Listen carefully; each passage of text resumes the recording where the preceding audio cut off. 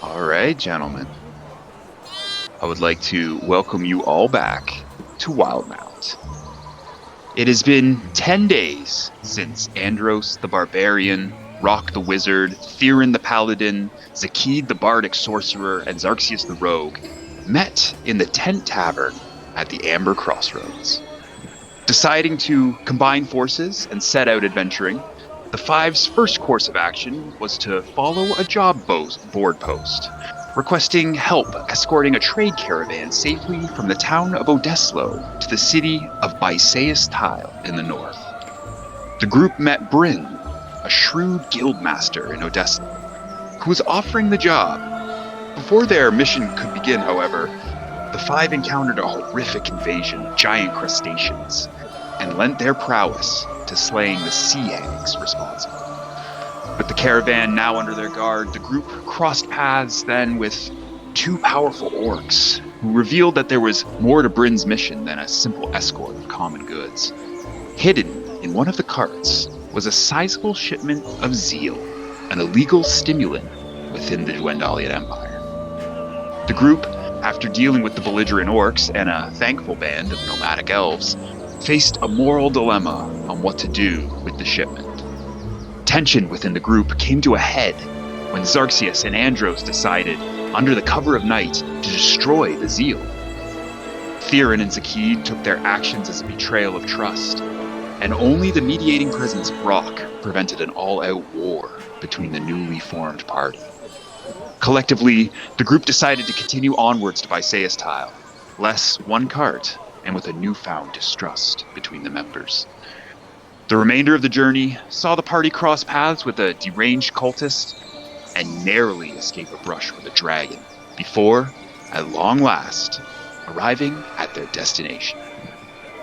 Now, approaching Bysaes Tyl's main gate, the party awaits reception from Bryn's contact and prepares for the fallout of their very eventful mission. So before the party enters the city proper, is there anything you wish to do or prepare? Zakkid's gonna turn to Theron and say, make sure to keep that sigil close. If you happen to remember the phrase, the elves in the forest.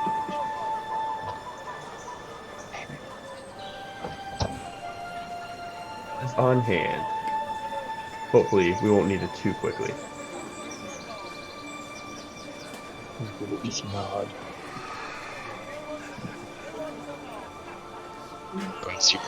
As your carts pull up to the main gates there, come to a halt. Whoa! Two elven guards stand watch under the ornately carved wooden arch. One over here steps forward.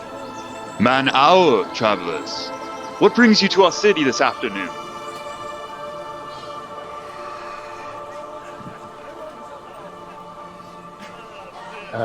I guess Zakkid will kind of step forward and just say, we come with shipment from Odeslo. We've been tasked to deliver supplies. Ah yes, the caravan from Odeslo. Master Boreas told us to be expecting you. One moment, he will want to meet you in person. And the elf who greets you there kind of heads off to the market area. He returns... Sorry, go ahead. I was gonna say, as he walks away, Zakkid's actually gonna go and stand at the back of the caravan. So. Is he speaking in Elvish? He was speaking common to you. Besides the initial greeting. Who all here can speak Elvish? I get Theron and Zach. I think you're right. Rock can speak Elvish, yes. Yeah. In Elvish, can I ask the one remaining guard? Mm-hmm. Just as an aside, what type of a shipment he was expecting? Certainly. The guard responds to you in Elvish. We did not have a word of the contents, only that the shipment would be arriving, and that Master Boreas would receive you when it did. Indeed. Thank you. The elf nods back to you. At this point, the elf who'd left returns with a tall, well-dressed elf. This man wears a blue cloak, embroidered with golden finery. His blonde hair is braided into a knot. A ruby-adorned circlet crowns his head. He's smiling, but his eyes are narrow, as if assessing the group before him. Parsus Boreas, at your service. Parsus bows his head slightly, never breaking eye contact between you all. I am consort and personal assistant to Amra Balleei of the Ring of Three, and liaison for traders entering Bysaes Tyl. And you must be the expected shipment from Odessa. A few days early, if I'm not mistaken. I trust your journey found you well. Tyrion's kind of just going to look toward him. Well, I wouldn't say it went off without a hitch, but perhaps the details can be discussed in a place more suitable for this. We have questions regarding this transportation, and we've had issues along the way. Perhaps you'd like to elaborate as to the headache this job has caused us?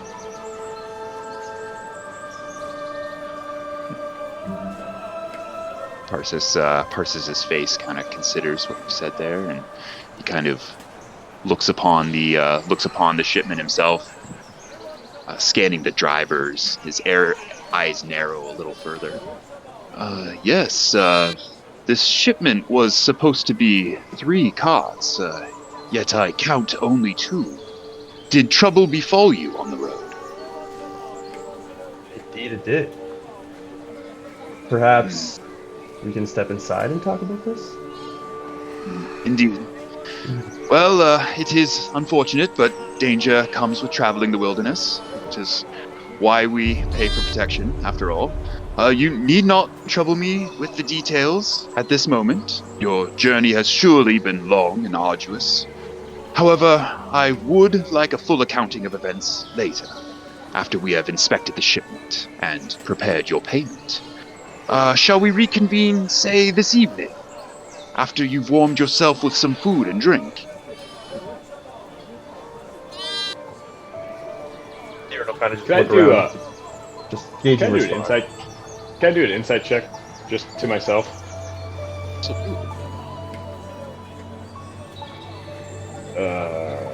Shit. Oof. Never mind. Go on with your business. He's a difficult to read man. Yeah. Yeah.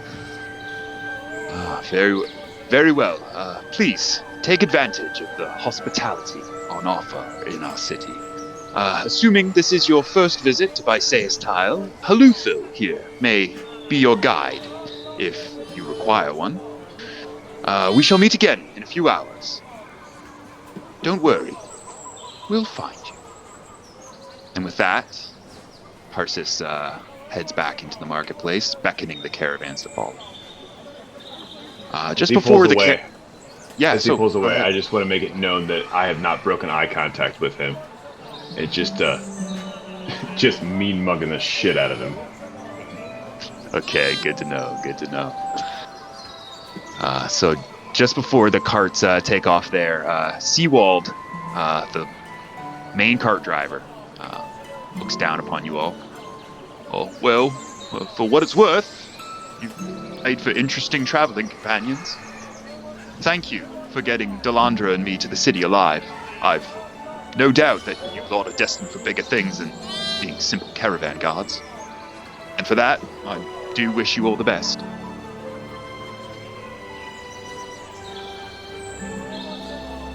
Tyrion will just look at Sewald and nods. Well traveled, Sewald. Hope to see you again. You too, Sir Elf.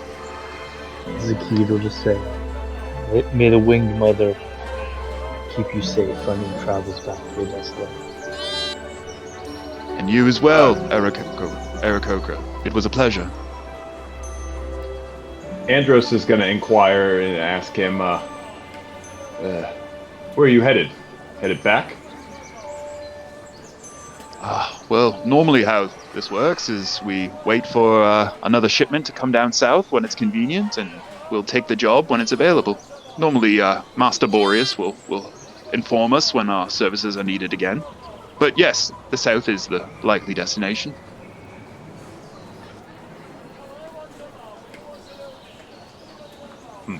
Quick question before you go, Sewald.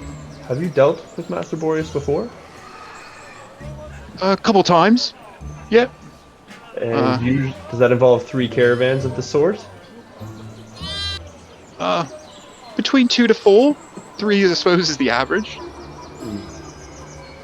And then I'll just The same destination? Theron kind of just nods and kind of just like taking into this information as there seems to be a high coincidence here.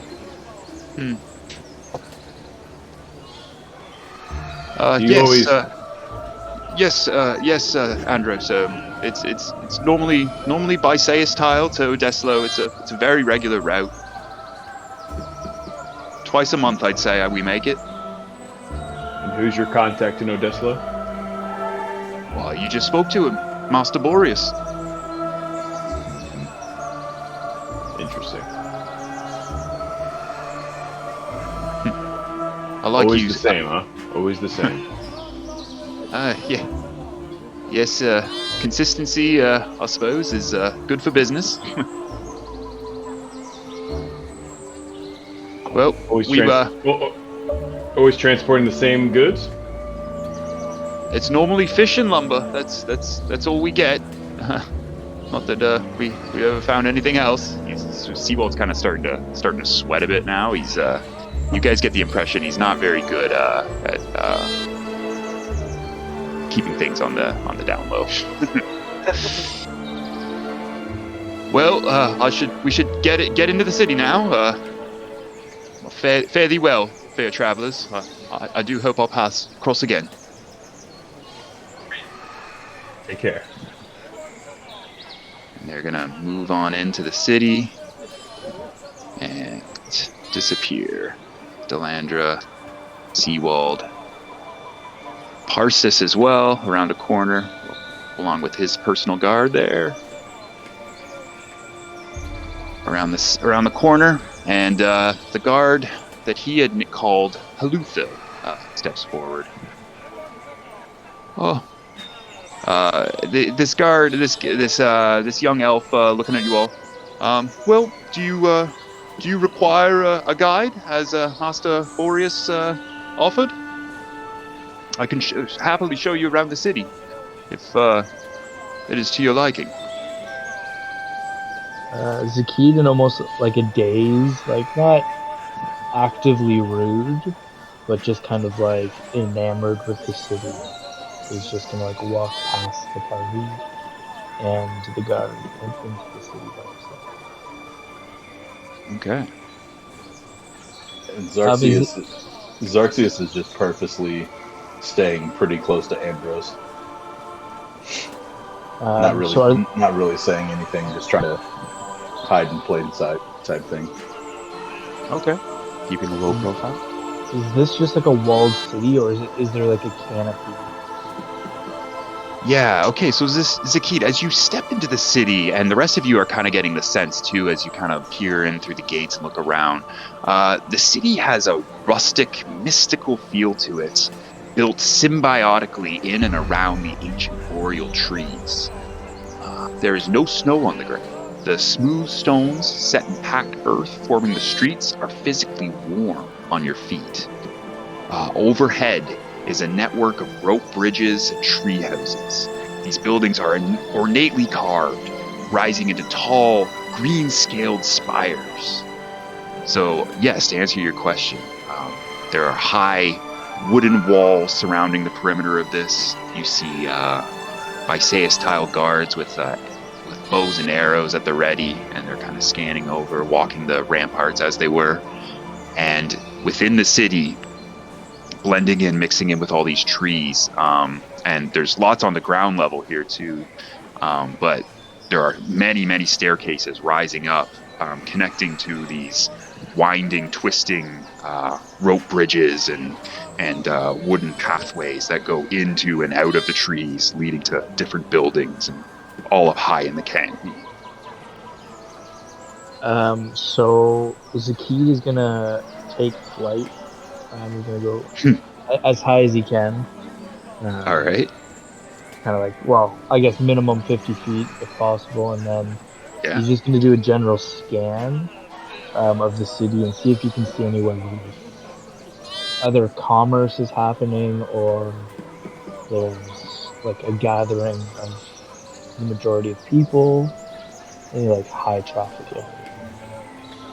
Okay. As you do, Zakkid, you notice several guards turn and like almost ready an arrow a bit, just to see. It's just an unusual sight to see a Aarakocra take flight with wing in their city, and several onlookers gasp and kind of look up in the sky and see you flying away. But as you do, you get a good overview aerial view of the city, and you notice the marketplace down below you, kind of in the immediate area. Kind of shops and stalls, they do wrap their way around the entire perimeter, but mostly contained in the upper canopy area are these magnificent spired tree houses, arched doorways and windows, beautiful elvish carvings within and without, but no real identifiable like what each building is from this distance at least. Well, I will kind of head slightly west, come down right beside these guards, kind of give them like a little smirk, like a cheeky smirk. Okay. Hoping to kind of like, ease their hands and calm their intrigue a little bit, and then just walk into this little marketplace. Okay. So Zakkid enters the marketplace. Haluthil, your would-be elven guide, has kind of watched the whole display with a look of wonder on his face. And then as he turns back to the rest of you in the group there, from the excitement in his eyes, he seems eager to show newcomers to his home city. He says to you, "It's an honor to have you sirs in our city. I'm aware there is a perception that Bysaes Tyl is distrustful of outsiders. I, for one, love them. We're a close-knit community. It can get boresome seeing the same faces all the time." Aaron will kind of just like walk forward. Forgive the intrusion of my companion over there. Subtlety is not his strong suit. But if the guide still stands, I would be more than happy to take it with you. I would be happy to, Edelkin. Just Darren will slightly bow his head. Well, follow me then. He makes his way. He makes his way up to this fountain in the center of the opening city square here. And you better believe, as soon as Zakkid hits that marketplace, he casts light on himself.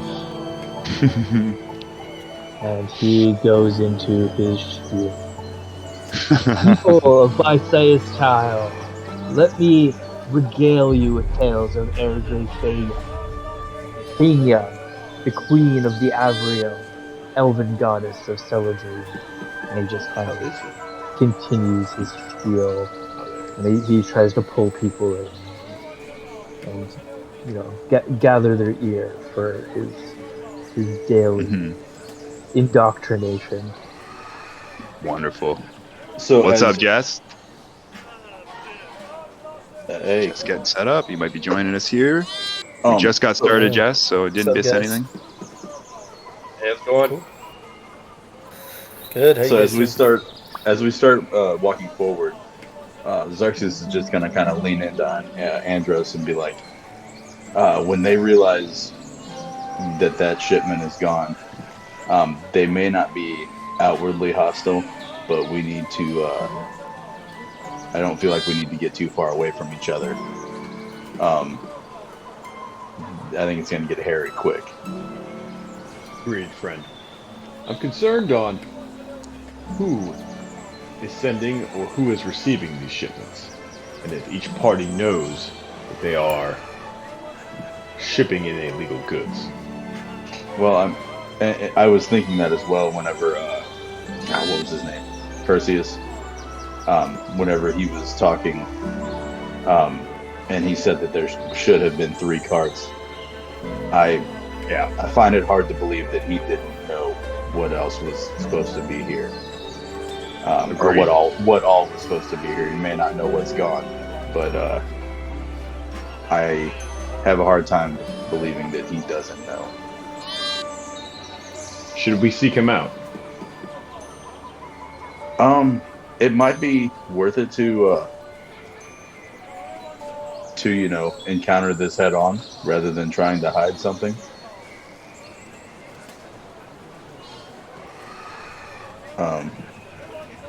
Maybe we could convince him that there was nothing personal, at least not with the destroying of the cart and the zeal.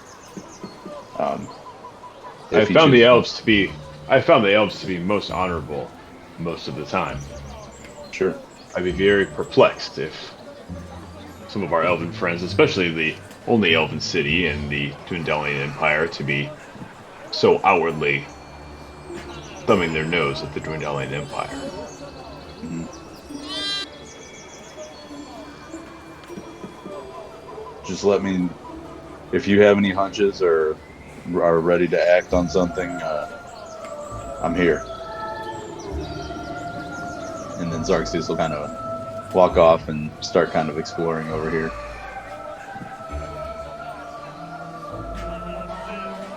You guys, Andros is just kind of tail him a little bit.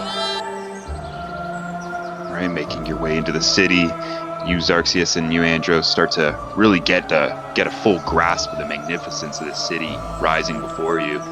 I'm assuming, for roleplay purposes here, this is all the characters' first trip to the city. Yes, none of your characters have been here before. Yeah. No, This is the first time. Yes, but kind of being in the same realm, I would have known about it, right? Yeah, Andros, you're as a former member of the Righteous Brand and as a well-educated young man receiving a proper imperial education, you would have a good knowledge of the geography of Wildemount and especially Dwendalian possessions. Gotcha. All right, so Zakkid, as you are regaling the crowd with tales of the Winged Mother, you see these couple Crownsguard kind of come over to you, and you almost think they're gonna tell you to stop, just judging by their expression. But as your story goes on, and you start to tie in details of your own rise as the prophet of Adriphania, they start to become enchanted by the story themselves, and by the end of it, they are kind of, nudging each other and saying, "Go on, ask him." And one steps forward. He's like, "Oh, Sir Aarakocra, well, this goddess, has she ever appeared to you in person?" And so Zakkid's gonna look at them and say, I've only seen her in visions. I am not quite yet worthy of a corporeal version of her showing me. But one day, if I spread her word far and wide, I believe I will see her. Oh.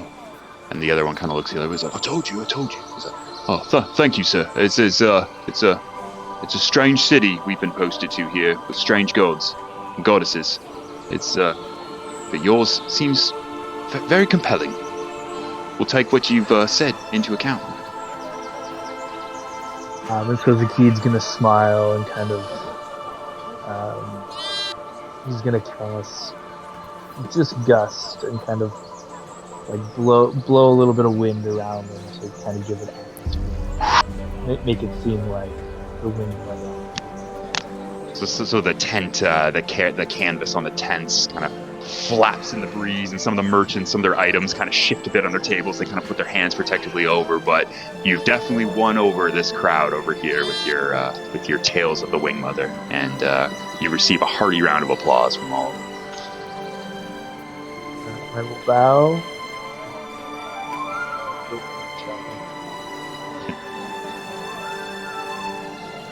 So back at the fountain, the main fountain in front there, Haluthil is speaking to you, mostly Theron, because you seem to have most of his ear. Here in front of us is the Fortune Fountain. It draws its water from sacred springs. This spring has served as part of many different monuments over the years. Most recently, it is this, a replica of the fountain outside Castle Ungebrock in Rexentrum, and a symbol of our people's accord and allegiance to King Dwendal. Long live the king! Do I hear this? Yeah, you're only about 20 feet away there, so yeah, you hear that for sure. Oh, this is gonna fuck things up. I'm gonna bend the knee, and I'm gonna beat my chest. I'm gonna say, "Hear, hear, to King Dwendal." To King Dwendal! And Haluthil actually raises his sword and then resheaths it.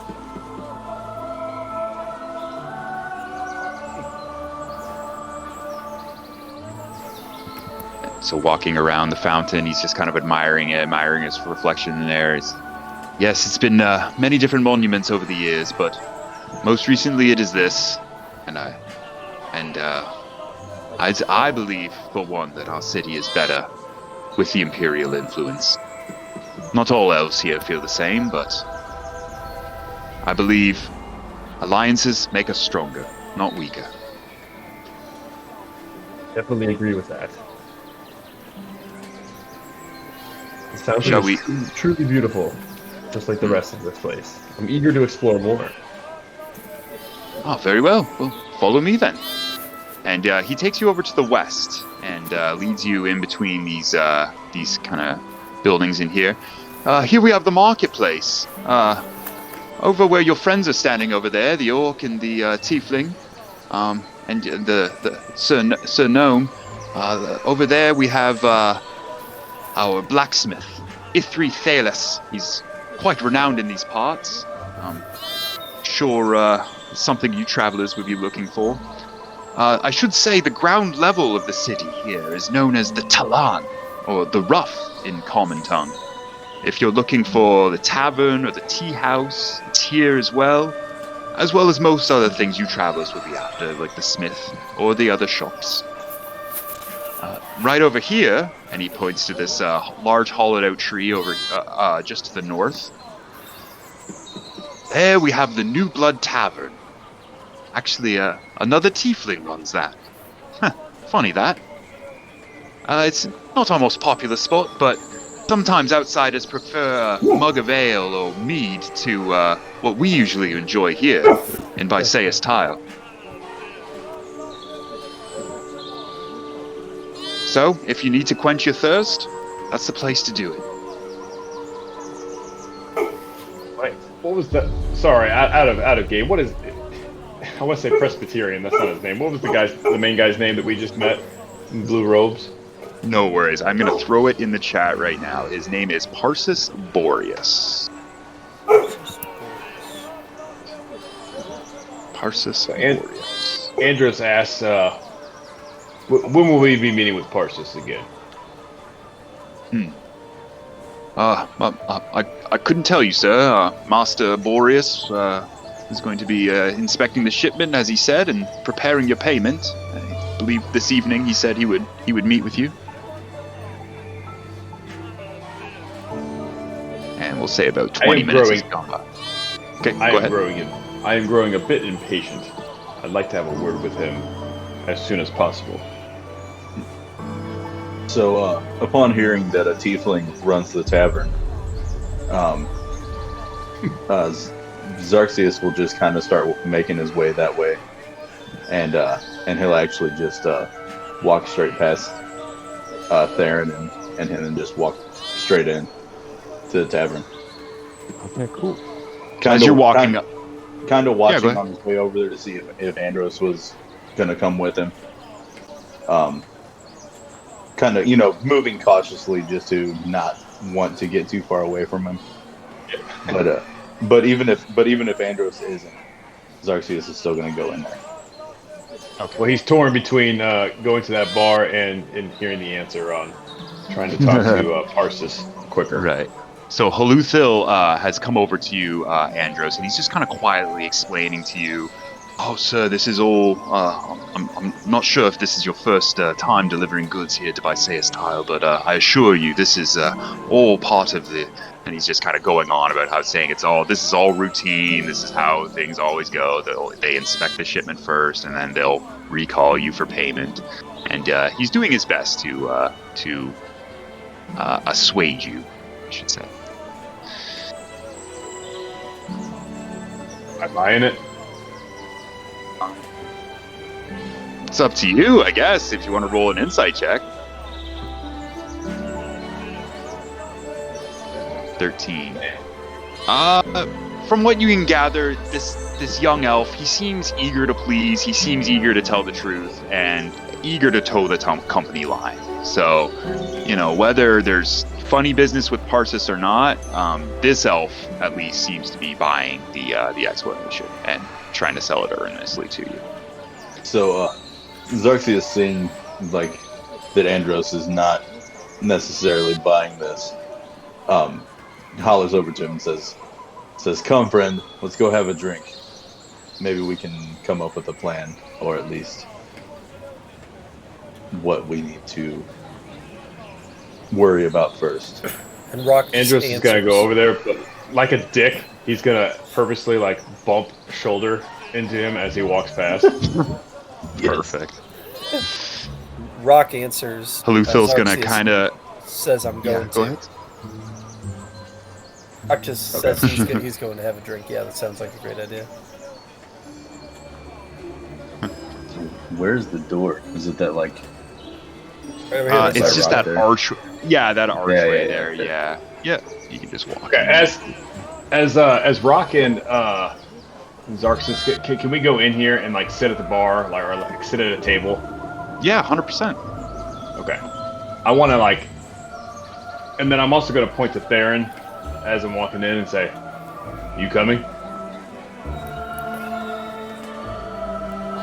I'm going to continue this tour, and then I will come and meet you guys back when we are done. I feel like Very well. more information is needed, but Very well. I appreciate your investigation. Please, if you can find us more answers, do so. And then I'll turn to Zakkid. Are you joining, or are you going to go in the tavern as well? I can't get in there. You gotta go through the Well, door. the door- You have to walk they through left the part door. of it. Arch there. Where the fuck's the? Oh, I Fucking Sorry. hell. no. That's fuck. I am That's absolutely. I thought that was the door. My bad. Yeah. That makes Zakkid is just gonna be like preoccupied looking at whatever these stalls sell.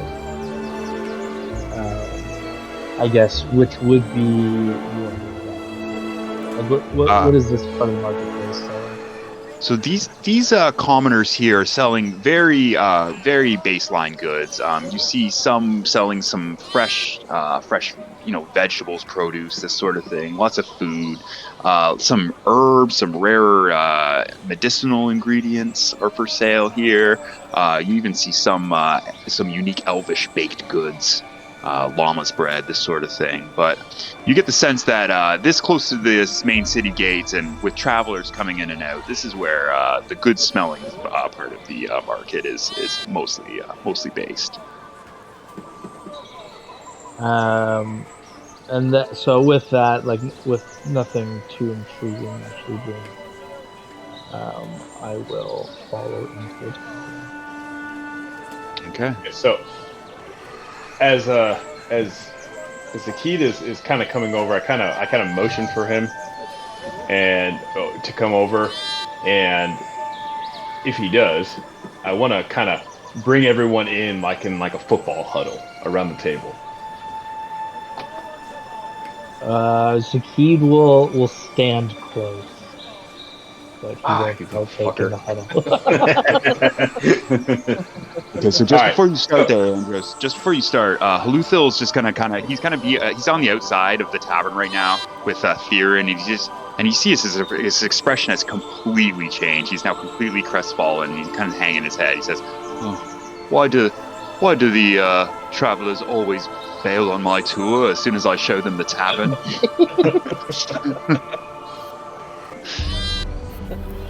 All right, as he Yeah, so he looks to you, Theron, and he says, Andros. He looks to you, Theron, and he says, well, if your party's in there gathering, I suppose you should join them, Sir Edelkeen. If you wish to continue the tour at another time, please find me. My name is Haluthil. I'll be around. I will hold you to that, Haluthil. But I agree with you. I shall go in with them, but I will come and find you. Anosar, friend. Anosar. And with that, Theron will follow suit. All right, and Haluthil will retake his guard position at the gates, and you now are inside the cramped quarters of this tavern. Is probably the smallest tavern that you guys have ever stepped foot in. Very cramped quarters. As Haluthil said, there is a tiefling woman behind the bar. Red skin, good looking for a tiefling. One horn kind of missing. She's just there. She's racist.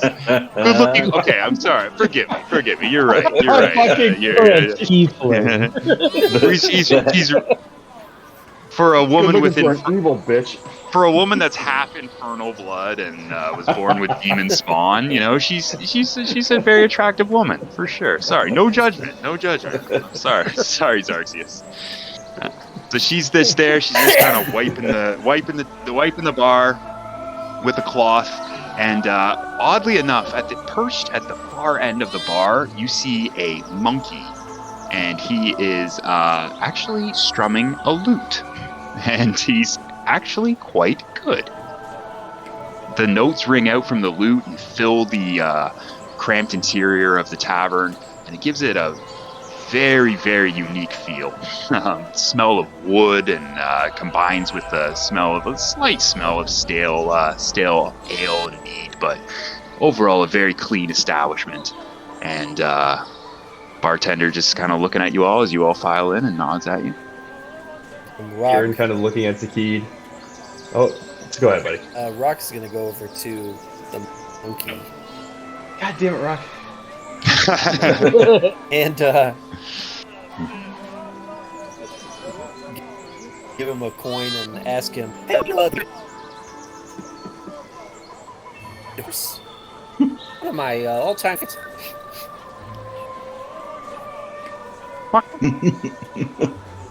Monkey takes your coin, eagerly puts it in his pocket, and begins to play a song that sounds absolutely nothing like the Bearded Horse.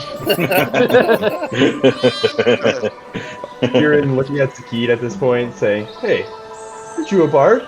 Care to add some vocals to this?"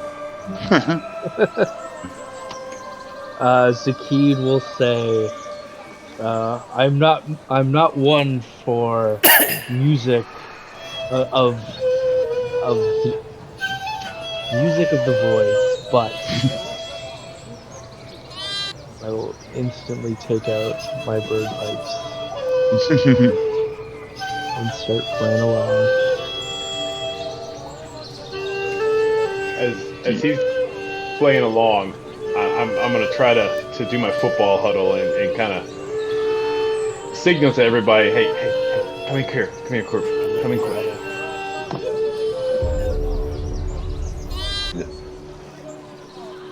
So so with him playing his little flute pipe, I assume we have a little bit of secrecy, or at least we can keep our voices down.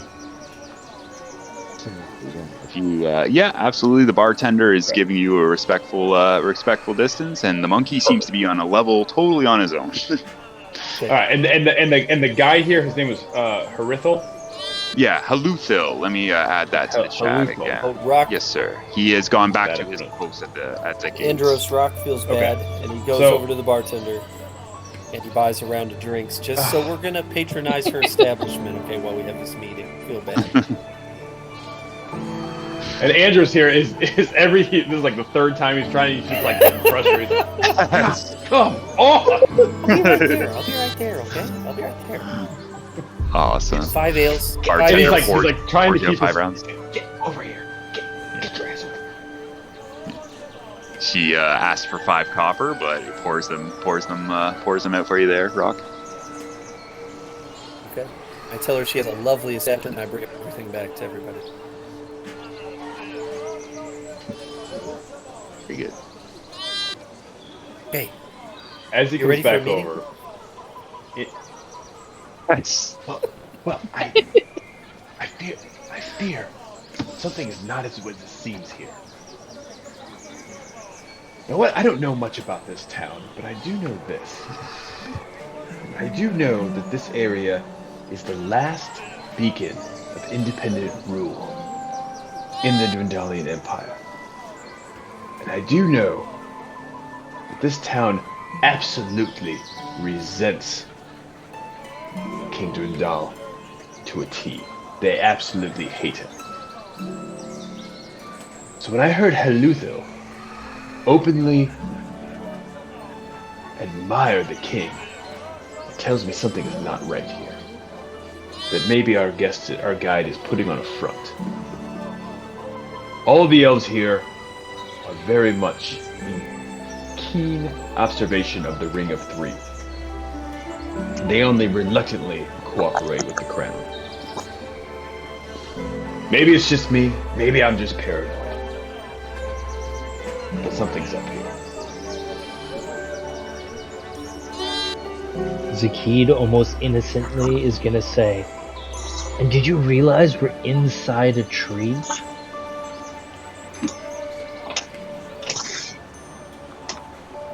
Xarxius just wanted to kind of like be a shithead. He's like, yeah, and there's a monkey with a lute.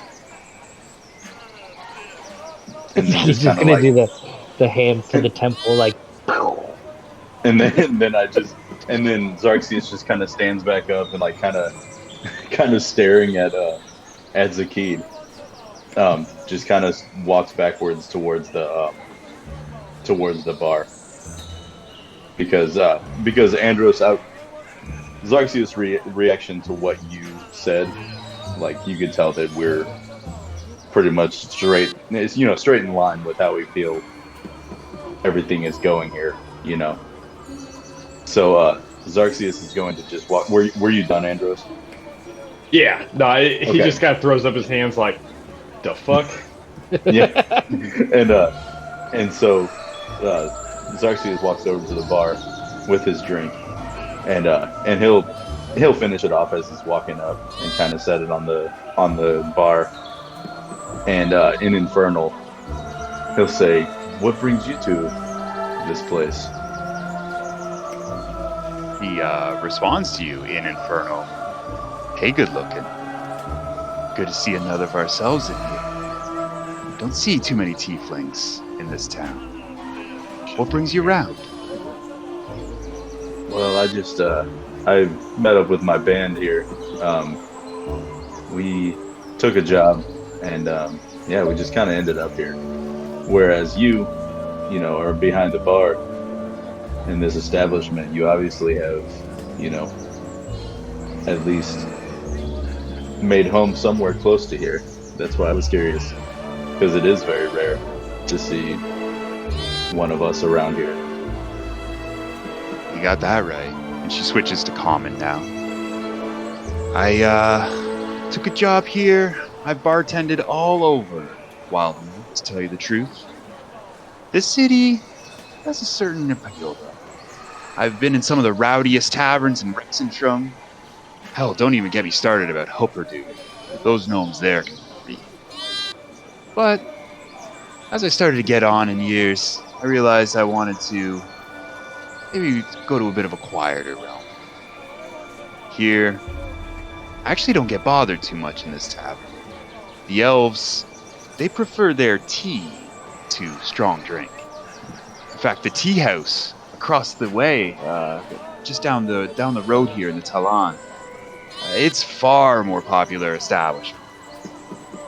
The tavern, besides the few crown guards and travelers who wander through, it's mostly just me and Jerry here passing the time. I have heard her say And she nods to the monkey, who is named Jerry.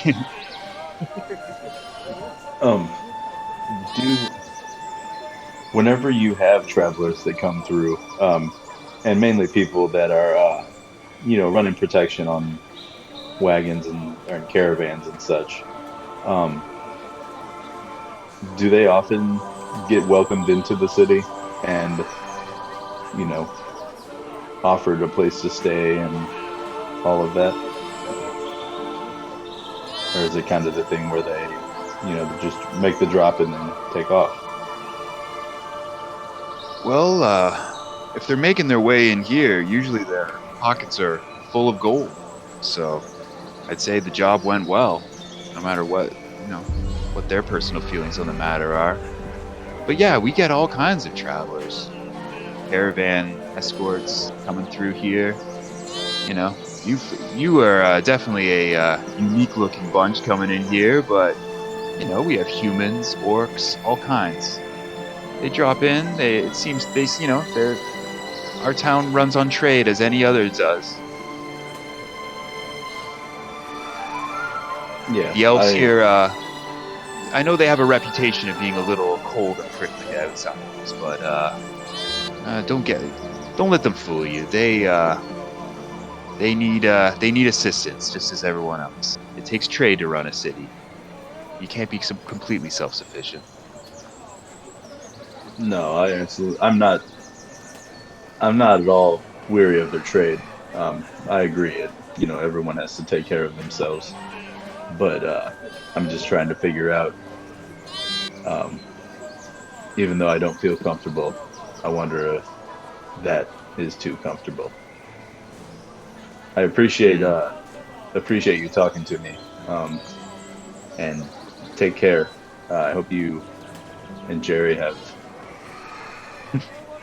peaceful times. he'll lay a gold on the bar in front of her and kind of just like give her a nod and turn around and walk away. Smiles, puts it in her purse. She calls back to you, but just before you leave. Well, if there's anything we can do to make your stay that much more comfortable, just let me know. You're always welcome in my tavern, the New Blood Tavern. The New Blood Tavern. That's a very interesting name. Yeah, well, as I said, not usually elves who wander their way in here with locals. It's normally newcomers, such as yourselves. We look out for each other. It sounds like it's a great I'm going to go ahead and give you guys all the New Blood Tavern on your journal. Oh shit. Potion of poison resistance? Yeah, she notices you kind of observing her stock that she has. Yeah, like I said, outsiders come in, and sometimes they can't necessarily pay for their drinks, run up the tab a little high. I've come across some interesting items from time to time.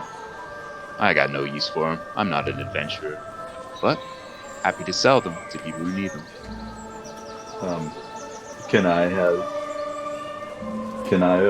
buy the potion of poison resistance and one potion of healing from you? Absolutely. Happy to. So I would give her 60 gold. Alright, do you want me to take that off, or are you going to take that off there? If you wouldn't mind subtracting it, but she says to you, she's like, listen, not too often we get tieflings around here. Why don't we call it 50 gold? We'll call it a deal. And then she says to you, Infernal. She says to you, Infernal, we gotta look out for each other. And Xerxes will say in Infernal, absolutely, and just kind of give her a nod. Awesome. All right, so yeah, if you want to go ahead and make that transaction on the screen there, we can approve it. Oh, yeah, that's right, I forgot. Well, no, that was subtracted too. That's I gotta remember how to bring the thing back up. Oh yeah, so it's you just go to your journal entries tab on the side, and then under Bysaes Tyl, you should There have it is. Blood Tavern. Yep. Yep, You just click on that.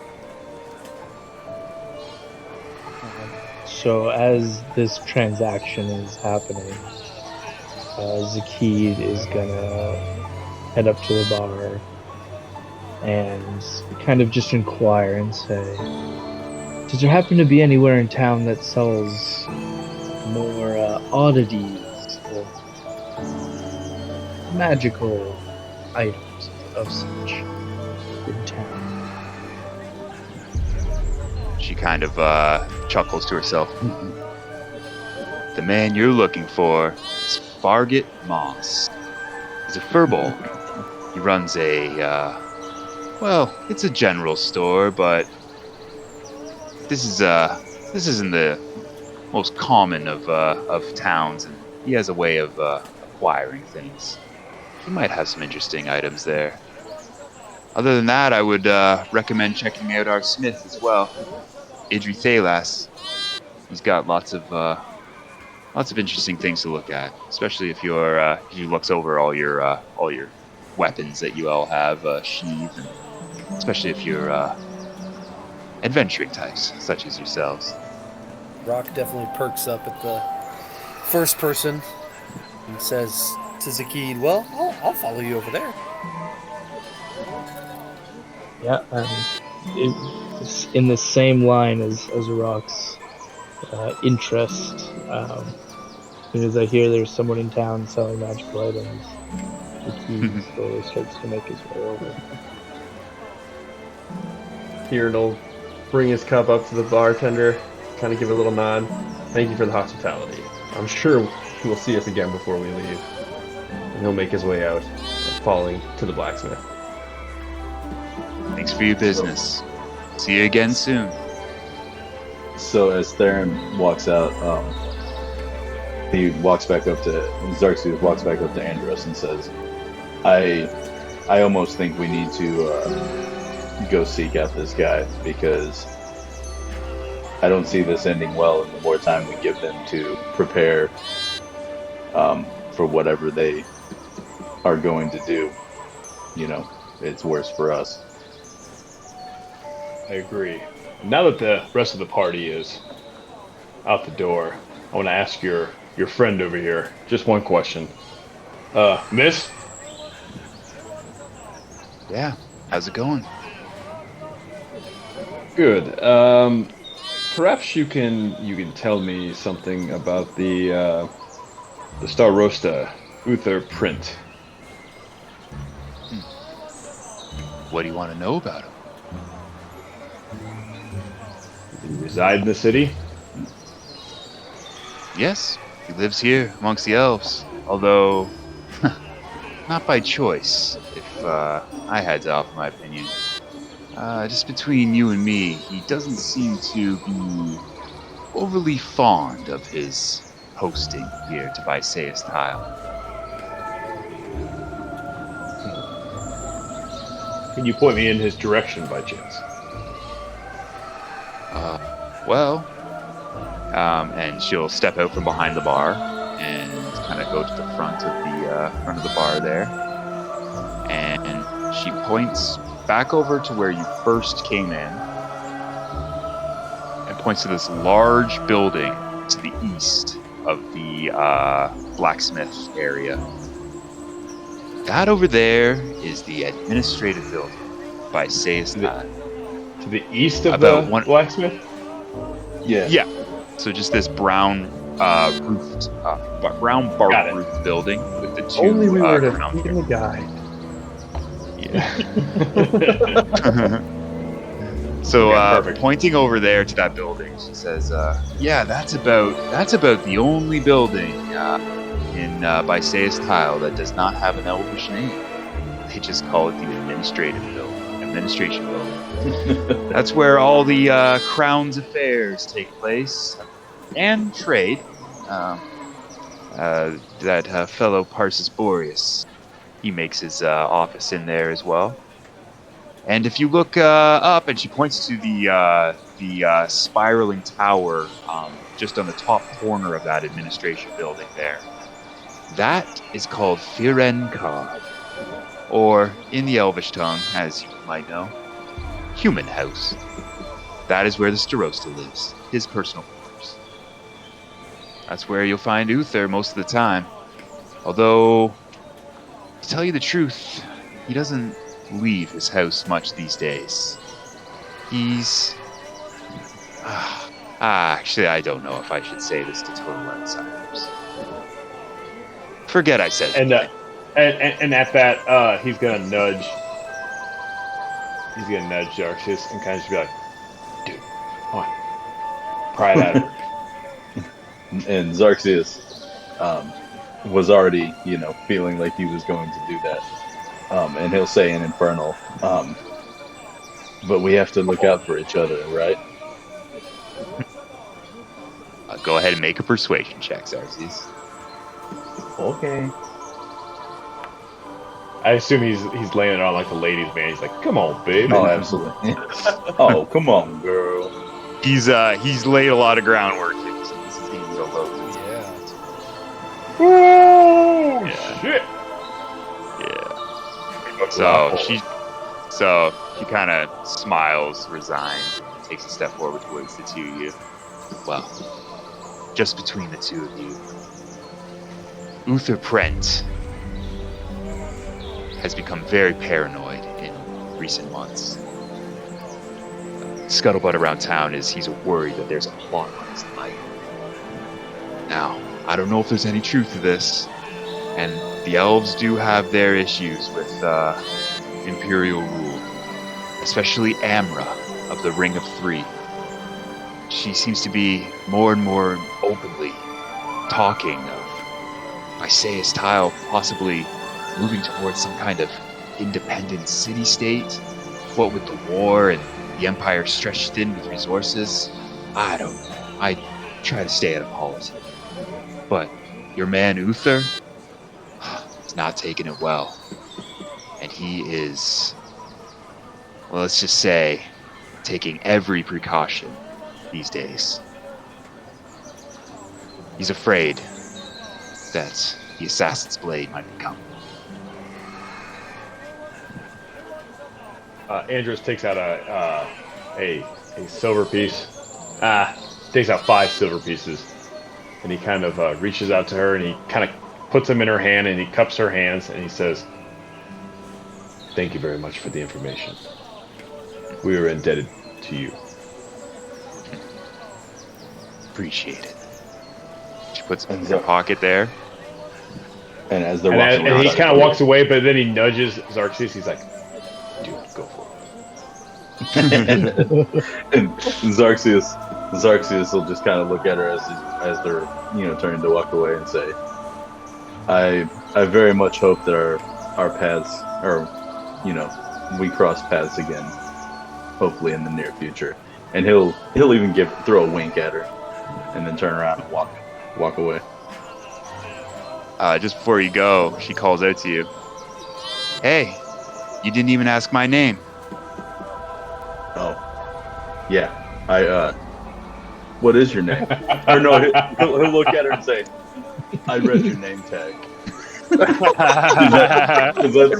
why. I read your name tag. Xerxes. That's amazing. No, She but kind of yeah, smiles, chuckles, shakes her head. "Kaseth. My name is Kaseth Zahn. What's your name?" the name is Xerxes, and it was very nice to meet you. Very nice to meet you. I'm sure our paths will cross again before you leave town. She goes back into her bar. And so then I'll walk over to Andros and say, yeah, I think we need to go see your friend. And I think we should try to take our party with us, just because this seems like the kind of thing that could convince them that things are not as they seem. Agreed. But I do believe that you should tell the others. I think they have an overall distrust of me at this point. Well, I can agree. I think we need to go through Rock. I think Rock seems to be the glue that is very, very lightly holding this party together. I think we should tell Rock the situation, and then and also he's very logical in his movements and thoughts. So you can explain to him what you know and what we have found out, and I don't see Rock having an issue with this. Andros just sighs and he's like, he is more even-tempered than I. I agree.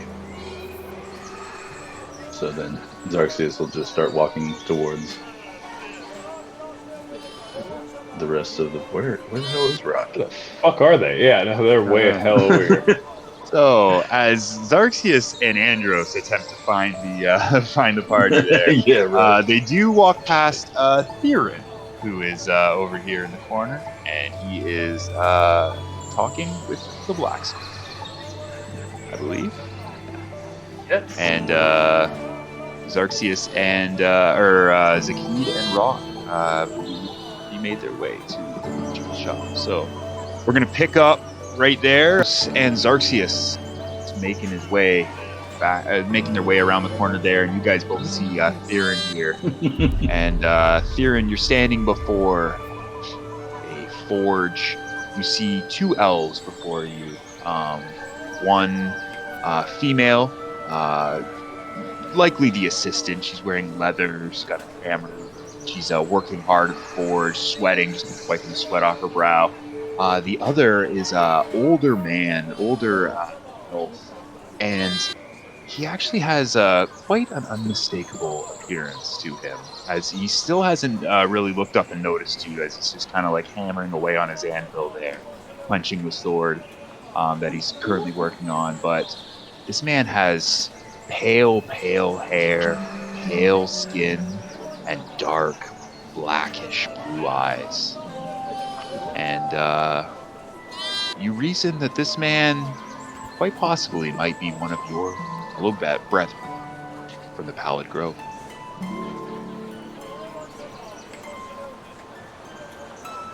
You're just going to kind of step up forward and just greet them. Just, hello. I'm Theron here. Van and I, we just got in from a caravan job.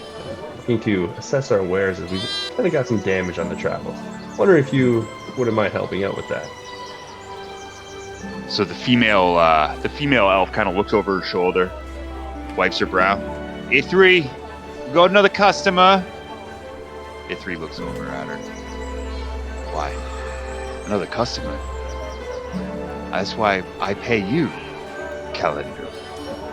I'm supposed to be working on my craft here. It's like, a little busy at the moment, sir. Can't you handle this one? A3 kind of sighs.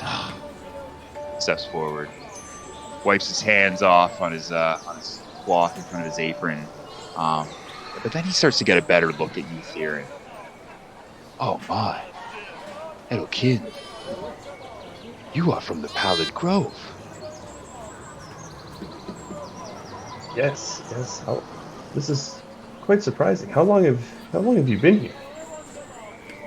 Oh, my brother. He actually steps forward, Theron, and after just a brief hesitation, he moves in and he actually embraces you as an old friend. This man you're Theron. You're quite tall, quite a big, imposing elf. This man is equally imposing size. He's wearing a beautiful plate armor on his form there. which kind of just squinches and makes a little metallic noise as it hits your scale as it embraces you and pulls away. Oh, my friend, it is rare that I am able to greet one of my own. To answer your question, I've been in Bysaes Tyl 20 years. Only 30 have I wandered the world at large since leaving the Pallid Grove. It seems more and more of us have taken to adventuring. When did you leave me? Not long ago, at least not for our lifetime. I left after you, around 15 years. I've only been in these parts for about 5. 5 years, a blink of an eye. Yes, in 30 years I have much to learn. Tell me, what of the Grove? How are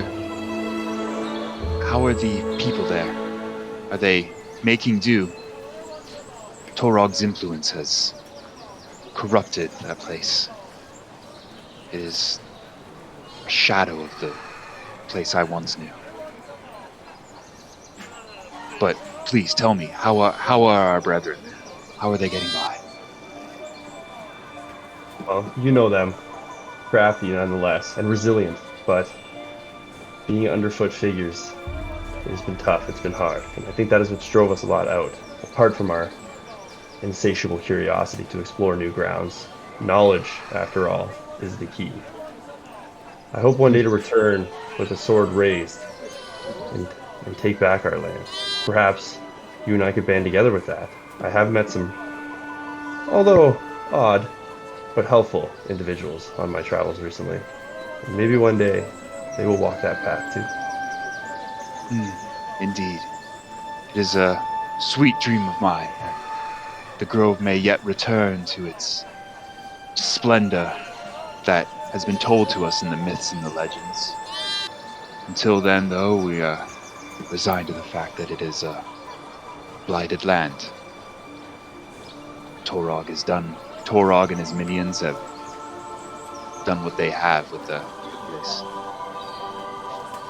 Yes. Anyhow, I've reminisced long enough. You say you were here traveling with a group of adventurers. I'm sure you are in need of at least having your blades sharpened. Perhaps looking at something new?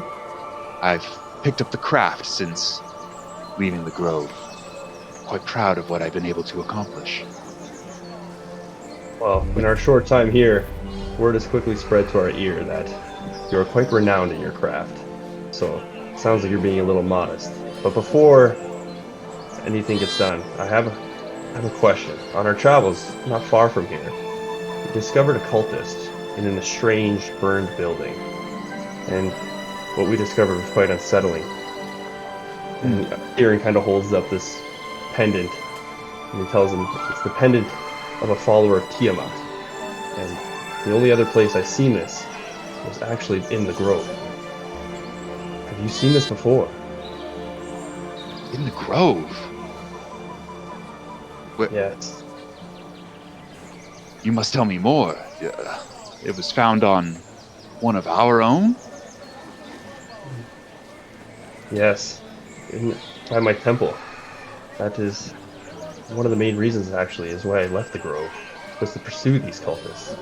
But to see them so soon, it really caught me off guard.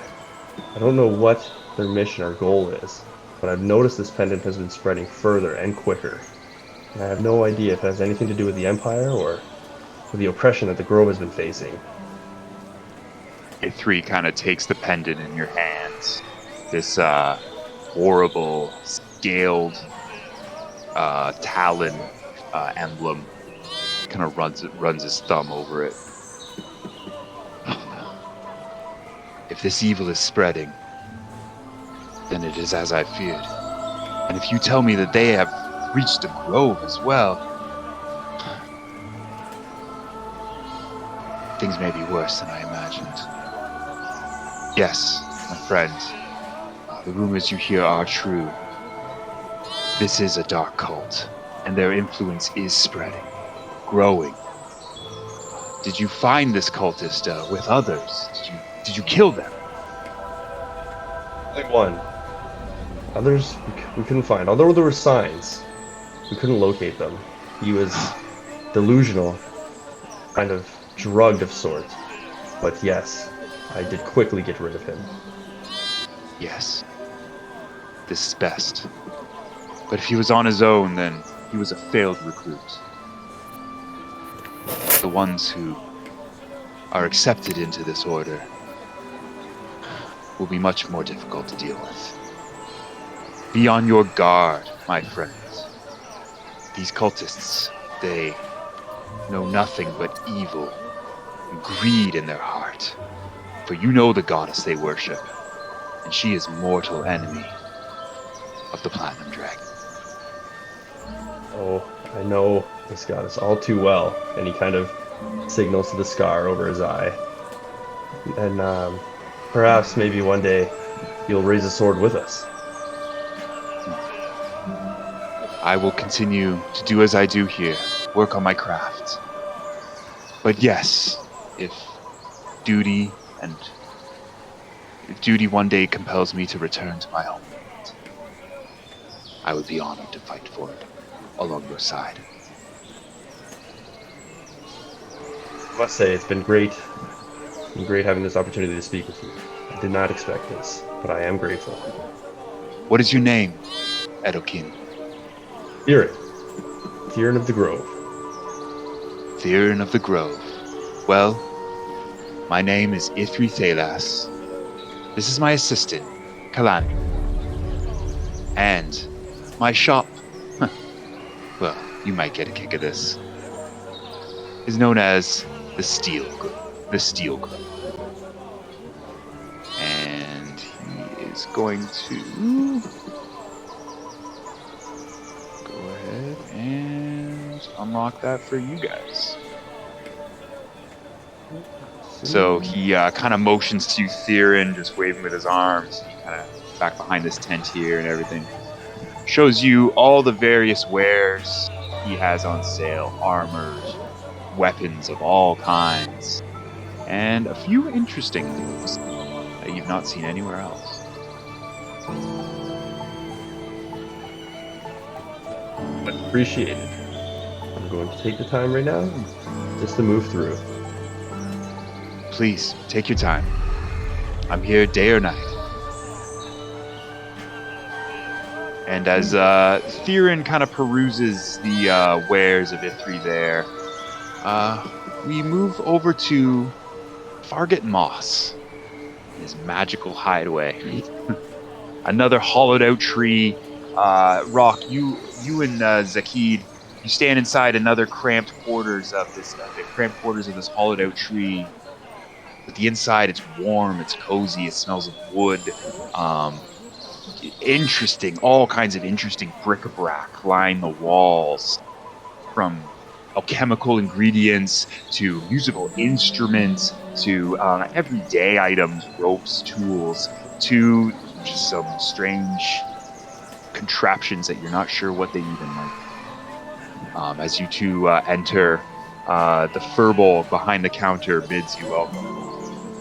Oh, well, hello there. How's it going?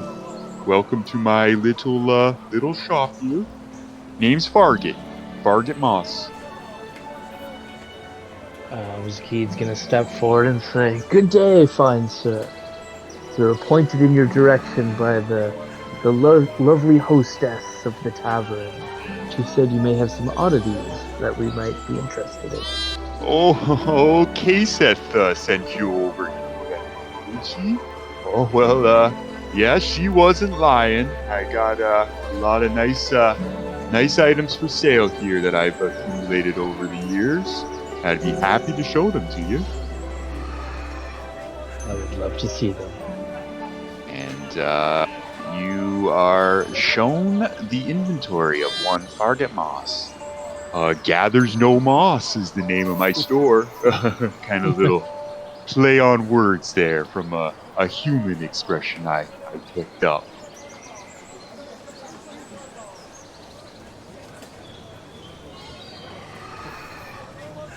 New items coming in all the time, I should mention. And I also purchase if you were to find anything of interest in the area. I offer excellent prices there.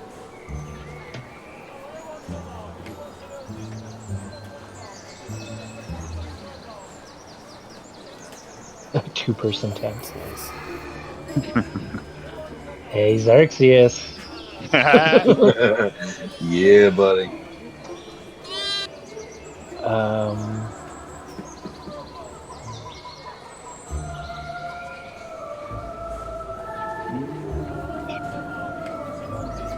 Gotta see which of these spells I can actually learn too from these scrolls. Why is the potion of flying 0 gold pieces? Oh shoot, that should be 30. Okay. I saw 0. I said, 0. Walmart rules. Yeah. I want it for So 0. that's actually price plus 10%, so you owe me the money. I owe you. Oh yeah, that's my mistake there. Thank you for pointing that out. Thank you for the honesty there. I will change that price right away. Potion of flying.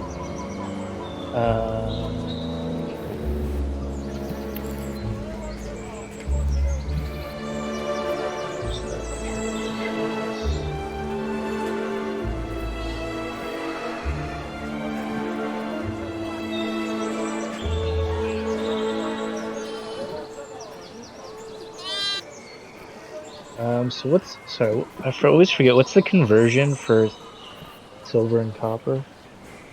It's 10. It's like 10, 10, 10, 10. So 10 copper is a silver, 10 silver is a gold.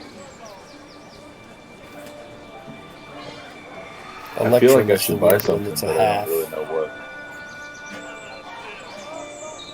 Well, I'll be. I'm interested in this scroll. Well, if. Oh yes, my friend. Yes, we have a lot of interesting scrolls coming in from time to time. I'd be happy to sell you this one.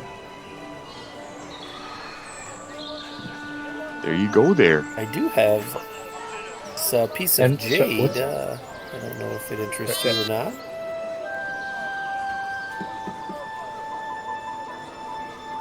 Go. Let me take a look there. This piece of jade. Yeah. This is the most uniquely Canadian NPC I think we've That's ever the dude's name in campaign 2. I can't think Oh, of his I name just right got now, but he's great. He has the invulnerable vagrant. Trying to keep it verbal, universal. Yeah. Yeah. I think I will go ahead and take this potion of flying.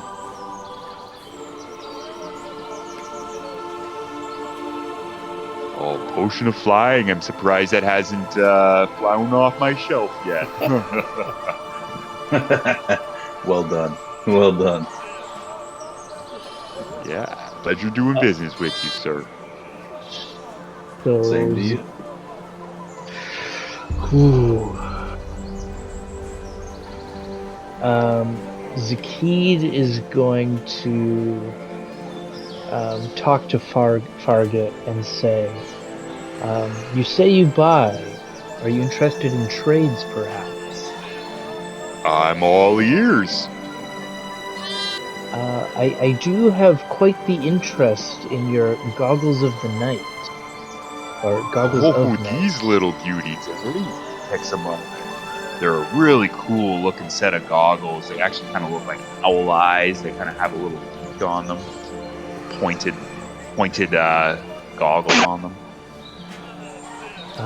And I do wonder if you would have any interest or intrigue in this rather unique instrument I've found. And I'm gonna kind of pull out of my pack the pipes of the sewers Okay. and say, So what's... yeah, Fargate kind of looks them over, kind of holds them, gives him a little bit of a sniff, kind of recoils a bit at the smell. Oh, geez, these are Wow, these are an interesting item you've procured here. Yeah, tell me, where did you find these things? Where did we find these? Oh, damn. Well, while you try to remember, I can tell you for sure these are clearly magical. These are a very rare item. They're actually quite a beautiful set here. You want to trade these for the goggles of night there? Just a straight exchange?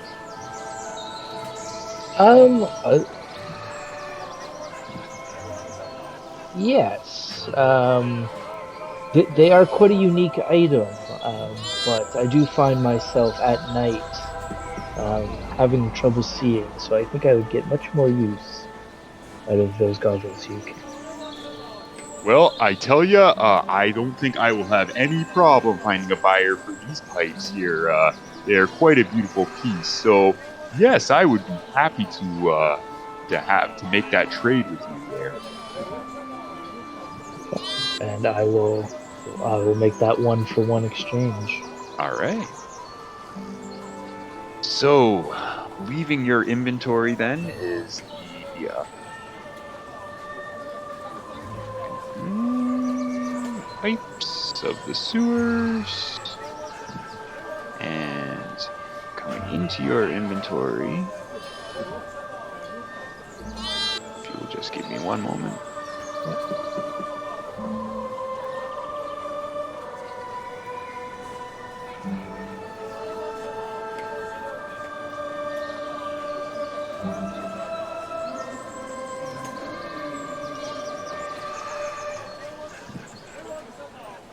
That will be for you. Okay, so that should be in your inventory now. Beautiful. Well, perfect. Pleasure doing business with you there, sir. What might be your guy's name? My name is Zakkid, and one day, if you're interested, I'll tell you my tale. I'd be happy to, Zakkid. It's a pleasure meeting you. And what about you there, friend? Down in the rock there. Towering over you, this man is well over 7 feet tall. His head almost like bumping the side of the narrow confines of this hollowed out tree. Yeah, my name's Rock. Just a traveler from Purdue. Met up with these guys, and we're up here. Oh, Hooperduke, you say? Oh, that's from talking to the bartender, Kaseth there, it could be quite the rollicking town there. You work hard, you play hard. That's what I do.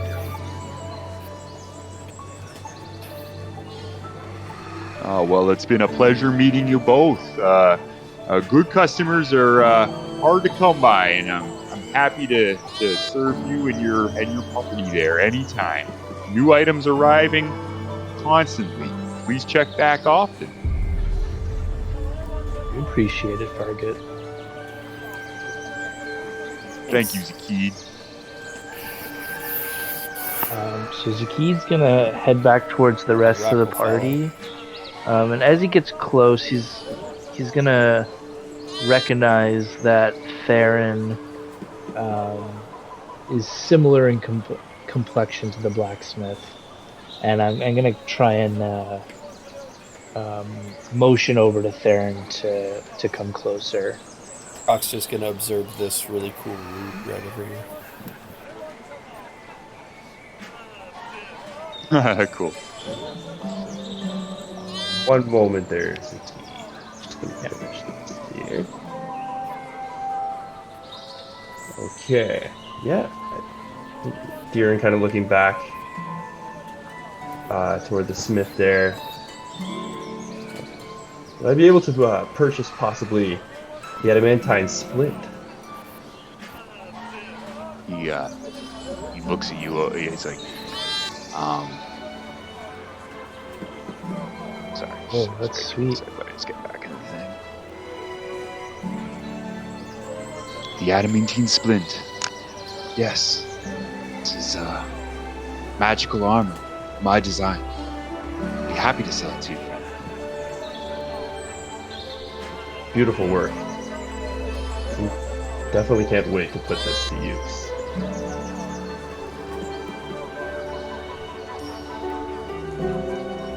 Okay. He looks at you, Theron, and he's about to accept the full price of gold from you, but kind of takes a second. Says, "I could not in good conscience charge a brother from the grove full price. Here, get 200. We'll call it even." Thank you for your kind actions. I will not forget this. But before I go, and then he kind of unsheaths his sword. This has taken great damage on our travels. I was wondering if you could repair or possibly enhance, as I've grown quite accustomed to it. He just takes the sword in his hands, he looks it over, runs his hand over the blade. Ah, it's a beautiful blade. Was this forged for you in the grove? Yes, my father gave it to me in the temple. I will not part with it easily. Well, what would you like seen done with this? For 100 gold, I could silver this thing for you, make it a magical weapon that will affect ghosts, other such creatures that cannot be harmed by non-magical attacks. Or, if you're willing to part with it for, it would take me a week or so, but I could imbue this with magical energy that would both strengthen the force with which it strikes and the damage it would do. Tempting offer, but I'm afraid a week is just the amount of time I do not have at this time. But maybe one day. But as for your first offer, I would like to take you up on that. Of course, I can silver your blade. It will only take me about a day. If you come back tomorrow, around this time, it will be ready for you. Thank you kindly. And then, not giving a quick nod, he's going to go and address Zakkid's concerns. Okay. And are you just going to take that gold out of the inventory there, bud? He will. Ithri says he trusts you, and he says upon completion of the project, he will request payment. Ah, another kind action, Ithri. I will not forget this. And kind of, Theron's going to turn around and make his way to Zakkid. All right. So as Theron approaches, Zakkid is going to kind of put his arm around his shoulder and say, "I'm wondering if you can do me a favor. I'm hoping your relationship with this blacksmith might loosen his purse strings a little. And I'm wondering if you might be able to talk a deal for one of his items. Or at least try." What item is that, Zakkid? It does seem, out in the wilds, I am not as hardy as I'd like to be. And he does seem to have bracers of defense that might be able to help me with this. But it does seem I am about 150 gold too short of this item. If you would take a zircon, that could be a little bit less of a gap. But I'm hoping that maybe you can strike a deal with him. I'll see what I can do for a friend. And then just so it almost seems like it's coming from Theron, for now I'm gonna hand over my zircon and my 450 gold. Okay. So it just looks like it's coming from him. Okay.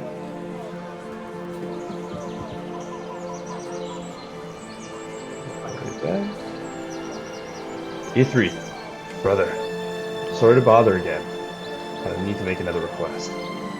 It is no bother, my friend. What is it you need? I noticed the bracers of defense. However, I am short on coin at the moment, about 150. But I do not want to take too much from you. So, I can hold on that sword offer for the moment. Perhaps that'll suffice. Make a persuasion check, Theron.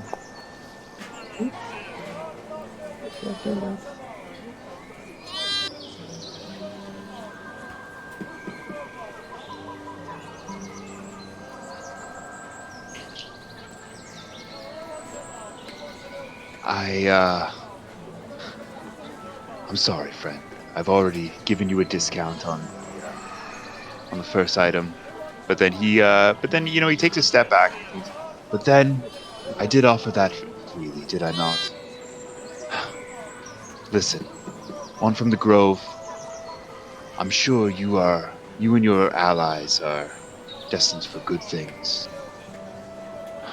I tell you what. You give me 500 gold for the bracers, and they are yours. No worries about the sword. I will still have it silver for you, but 500 for the bracers, and we will have a deal. Sorry, go ahead. I was gonna say, Zakkid, kind of overhearing this whole conversation, will kind of walk up and be like, I heard you're still a little short. Perhaps, do you have any interest in a zircon gem? Perhaps that can sweeten the pot and help out a friend.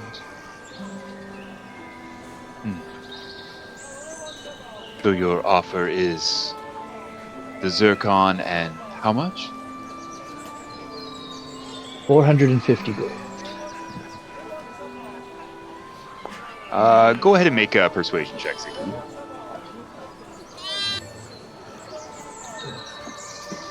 We'll see how much A3 likes you. A3 bows his head towards you. Any friend of Theron is a friend of mine. 450 and the zircon for the bracers.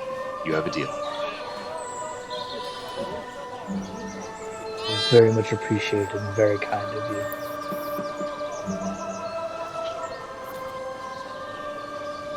A3 is going to go ahead and deliver the bracers. Well, he gives them to Theron because Theron is the one who purchased them. I now have a hard total of 0 money.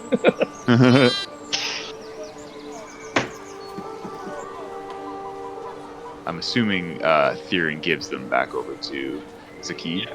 Sorry about that. Yeah, I'll hand the bracers to Zakkid. Okay. Ha, that's funny. It won't let me actually just drag it over because we can't afford it. Oh, really? So I gotta back end this. Yeah, no worries. Well, here, what if I do this? What is it, 600? Oh, you're good, dude. You're good. Okay. No, I got it. I got you. Boom. There you go. All right, you took the zircon and then gold out, though? I did, yeah. Okay, perfect. All right, you're all square. And A3, as he hands over the bracers to you, Theron, nods. He turns his attention back to your sword, looking it over, beginning the process of applying silver. Aaron kind of just nods his head and smirks, kind of almost just in amazement of the kindness been shown. And he just starts to walk towards Andros and Zakkid silently. As you gather there, you see, well, perhaps you don't see it from your angle there, but emerging from the brown building there is a familiar tall elf with his guard. Parsus Boreas emerges, and he looks out. Ah, well, good luck. You're all here. It's sorry, that's not the Parsus voice. Well, good luck. You're all here. Are you ready to discuss business?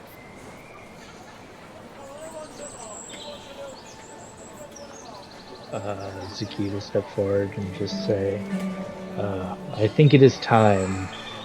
Our large companion here has been quite anxious to have your ear for a moment. Parsus is just gonna kind of like, he's kind of looking Andros up and down. Sees the scowling face, and he says, I can see that. Well, let's not delay any further then, shall we? Follow me. And he leads you towards the administrative building and enters inside.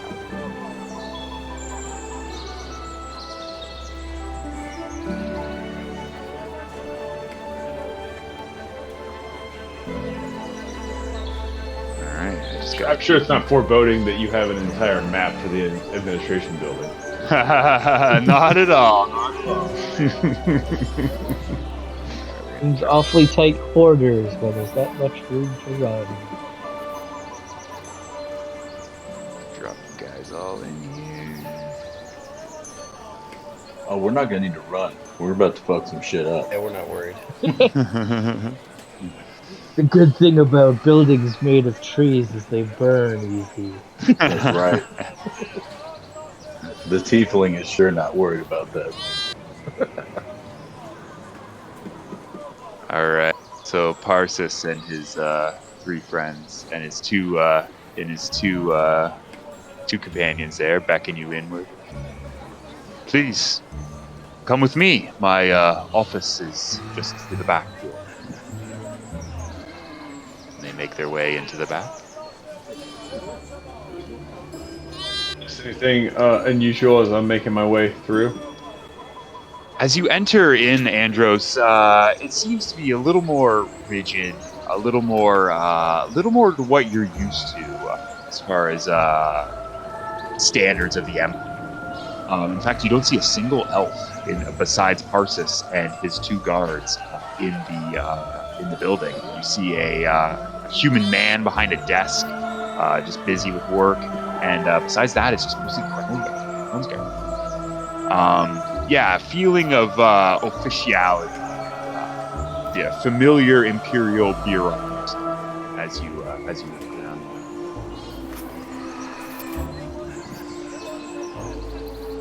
Oh, that boy's a well-oiled machine.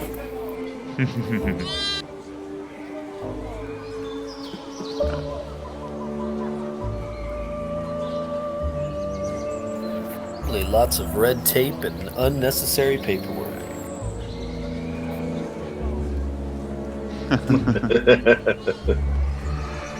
So Parsus beckons you inwards. Yes, do come in. I would offer you all a place to seat, but it seems we're a lack of chairs here. But please make yourself as comfortable. Doc just sits on the floor by the fireplace over here.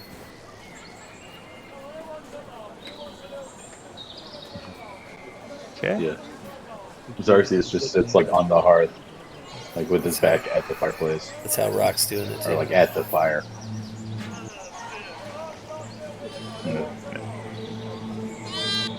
He's lounging in a chair. Andros is standing uncomfortably close to him.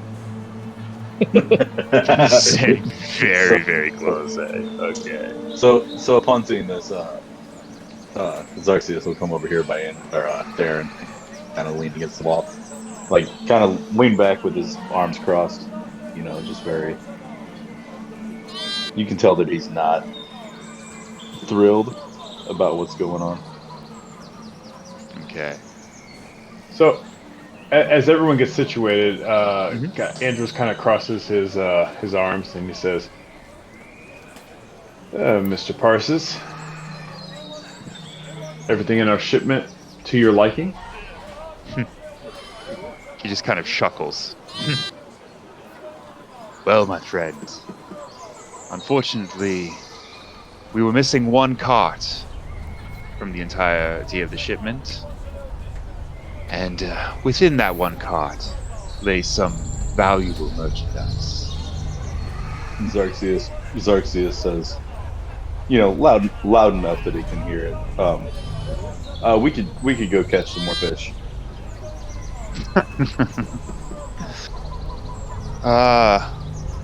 You have a joke maker in your party. That is good. It's good to lighten the mood when things become tense. Because, things can become quite tense when money is owed, favors have been exchanged, and things are not delivered to whence they are supposed to be. Now, before I inform you of what me and my party found or didn't find in the carts, may I ask the group, is there anything you would like to tell me about your journey here? You said you encountered some trouble. Tell me, what happened to this third cart on your travels? You're kind of just making eyes toward Andros, but not saying anything. Yeah, Zakkid is unnaturally silent for how boisterous he is. Yeah, the third cart had a bad wheel. Unfortunately, we had to ditch it on the side of the road. Wouldn't go any further. Guess we could always retrieve it for you if. Tell me, is there something in that cart that you need urgently? Do I need to make a deception check? Yeah. Oh, yeah. Yeah, you were going to have to make a deception. I was going to have a little response there, but go ahead and make a deception check. Let's see how Parsus responds. Oh shit. Oh, fuck. We're dead. Ah, yes. The old bad wheel on the cart. We've all been there. Listen, let's drop the pretense here. There was valuable merchandise on that third cart. Merchandise that did not belong to this group. Now I find it very convenient that this happens to be the one cart that does not arrive, and you are none the wiser. You can only give me some pitiful excuse of a bad wheel. All right. It's not my upbringing, nor is it my character to be deceitful and lie. I have it right here, on my person. And he reaches back into his, Andros reaches back into his pouch, and he swiftly brings up his battle axe, and he wants to not attack him, but he wants to kind of. You let me know if I can do this. I want to grab him with my left hand, and I want to put my battle axe to his neck in an intimidating fashion with my right. Okay. Oh man, I would say make. Do I get an element of surprise there by chance? Absolutely, Andros. However, Parsus, being who he is,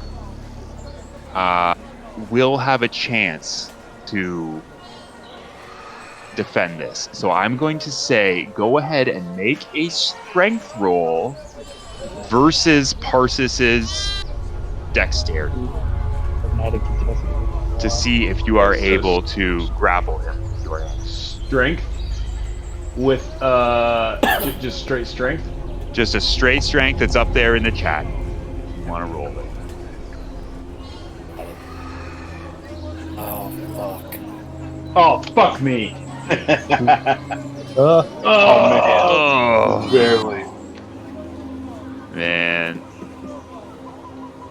So as your hand goes up, Parsus, like with a swift ninja-like reflexes, is able to bat your hand away and take a quick step back. I would think twice before messing with me, orc. There are people in this town who wish you dead. Dead on arrival. I'm the only thing standing between you and a bloody So you- end. Try to distract.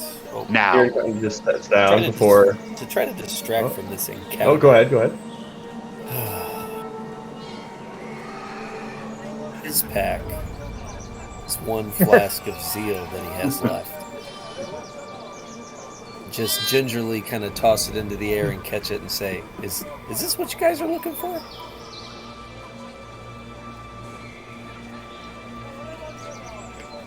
Parsus, as he's about to continue his tirade on you, Andros, he sees Rock toss this up in the air and holds it, and his eyes go wide. Ah. So more of the truth is revealed. And you are familiar with our little arrangement that we had. Oh! Fucker. Sorry, I felt that was my only play.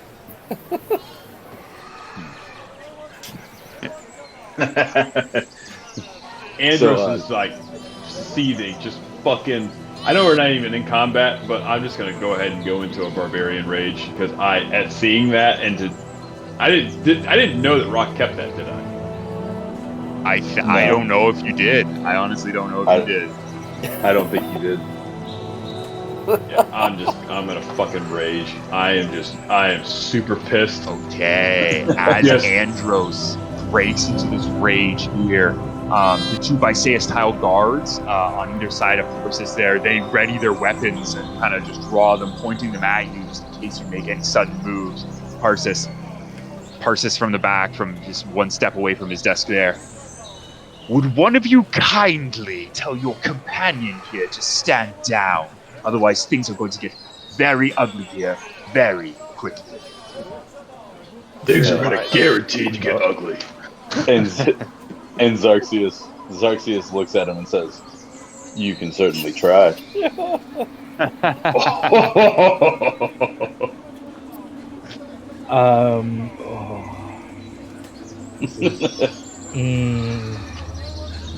Zakkid is going to try and cast Charm Person on Andros. On Andros. Yeah. Oh shit. Wow. Oh my goodness. Okay, Andros, please make a wisdom saving throw. I am done here. Just to like rub salt on the wounds of who it's being cast by. Ah! Goodness. All right, Andros. As you have failed the saving throw, your rage suddenly fades in the distance, and you regard Zakkid as your best of friends that you've ever had, your most trusted companion, your most trusted, and this friendly acquaintance to your left now. You're open to suggestions. Zakkid, like, so knowing that Andros will know that I charmed him, is almost gonna take this opportunity to like really ham it up, and he's just gonna put his arm around his shoulder and just say, "Come on, friend, this isn't what you want to be doing. This isn't who you are." Hey Ryan, what are these two guards? What kind of armor are they wearing? They are wearing, well-made looking, elvish. It looks like either splint or chain armor to you. Okay. Yeah. All right. And then I guess depending on what kind of suggestions he's willing to take, just say, perhaps you should go sit down and cool off. We can take it from here. Andros is gonna, he takes this chair, he lifts it over his head, and he throws it down over here, and he sits on it, and he just crosses his arms. He's still fucking pissed, but he's sitting in the corner. Oh my goodness. How long does Charms Person last? An hour. Fuck me. Are you shitting me? Unless someone damages you. I'm looking at you, so Xerxes. So we're getting at about 5:30 here. So at about 6:30, the spell will wear off. Naturally. So and then Parsus is gonna take a step forward upon seeing all this. You have to rely on sorcery to contain some of your party members. Doesn't seem like a very trustworthy group. Zakkid is gonna turn to Parsus and just say, "We're still feeling each other out a little bit."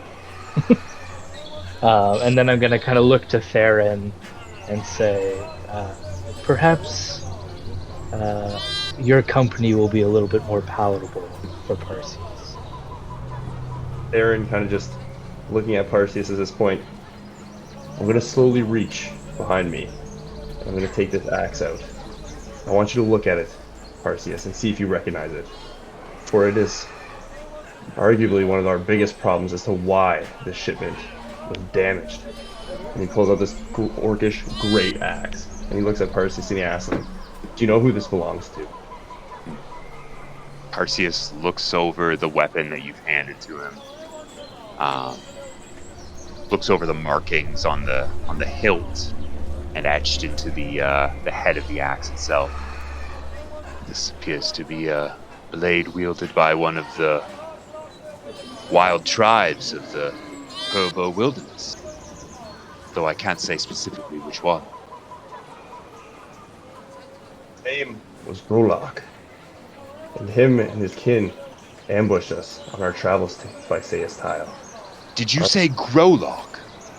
I did. Grolok has acted as mercenary from my contact in Odesla, Bryn. He has delivered goods here safely several times. Are you telling me he attacked your caravan? He did, and he gave us no choice. We got into a fight. Our companion back there, who nearly took your head off, had no choice but to kill him to save us and the caravan drivers. But unfortunately, in the battle, there was damage to the cart, as Grolok wanted to take it for himself and sell it, and use it for power, against you. We had no other choice. And this is all that remains of the bloody battle.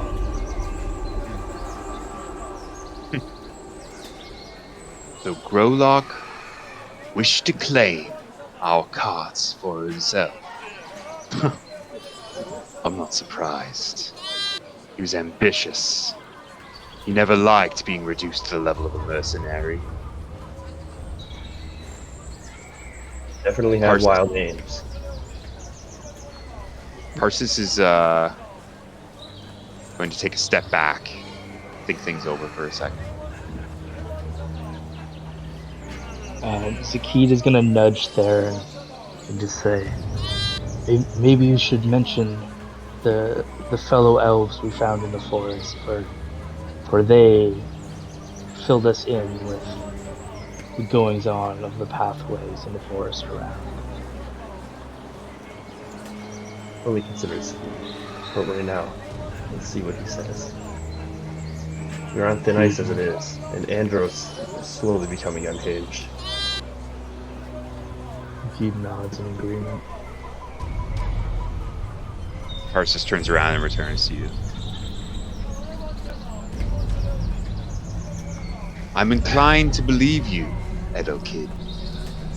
I knew this Grolok to be unstable, and I have no doubt that he would have wished his own greed and his own ambition of returning to power to take precedence over any caravan or job that was under his watch.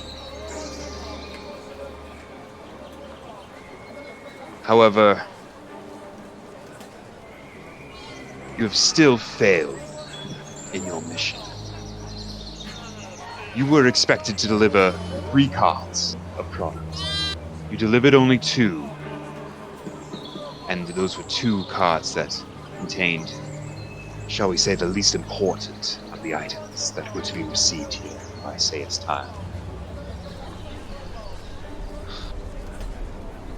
However, you were honest with me. Your integrity has been noted and appreciated.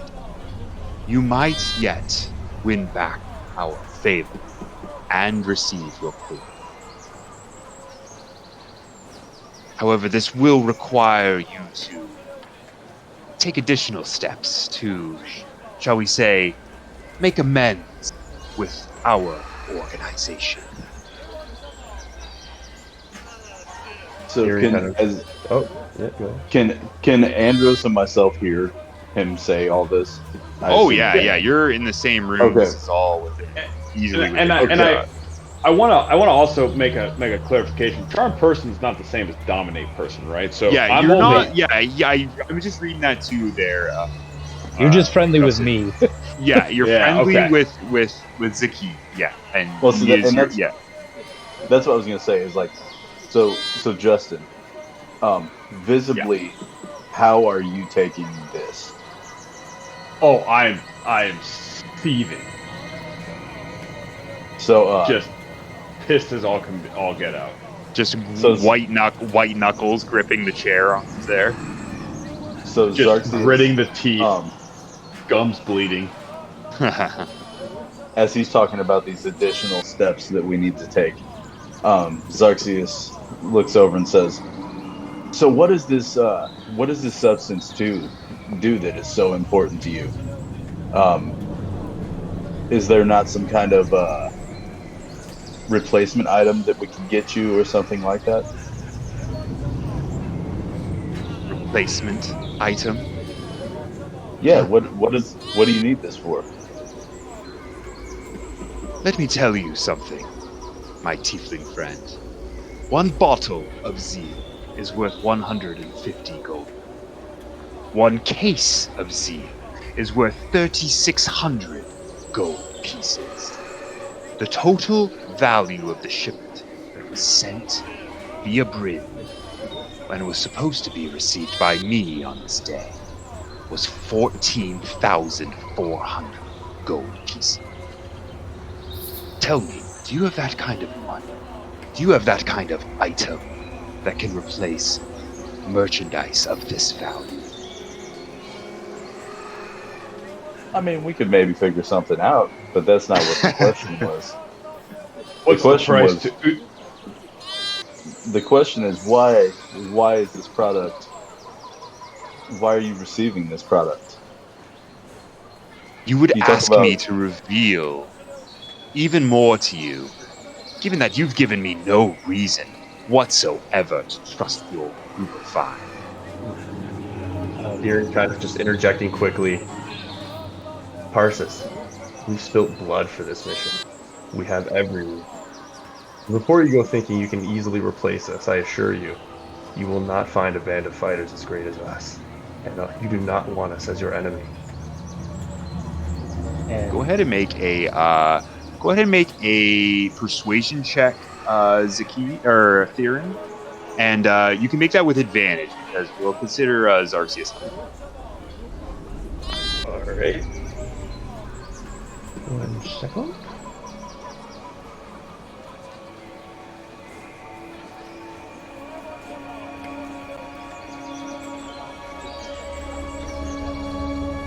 Good roll, Doug. Suppose you have been forthright enough. I serve Lady Amra Balleei of the Ring of Thunder. I am loyal to her ladyship, and she is loyal to the people and the elves of Bysaes Tyl. We seek only our city's survival, continued survival through these troubled times. My lady has seen it in the interests of this city to use whatever means necessary to give us any advantage we would need against any foes who would attack us. Now, I have worked. Yes, you would say something? so Zakkid's just gonna kind of like put his hand up and in hopes of building a bit of a bridge between him and Andros. He's gonna look at Parsus. I feel I must give some context to our friend's end. He is not a fan of any substances that may do harm to one village. and anyone who deals in them. He tends to let his anger get the best of him. He meant no harm, but he was inquiring to make sure that the general population would not be affected by the substance. Andros kind of goes, yeah, he gets me. Nice. Zakkid, make a persuasion check with advantage as Andros misses.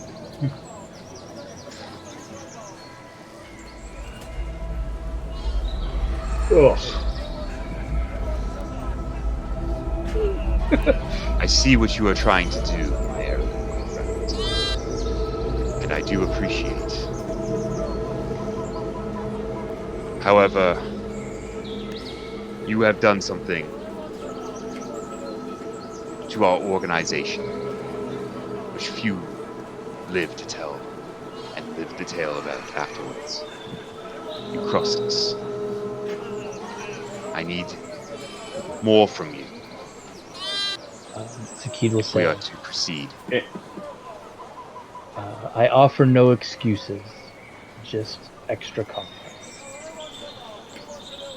Well, you may yet receive the blessing of our organization, as you have been honest with us, and you do seem to be capable of sorts.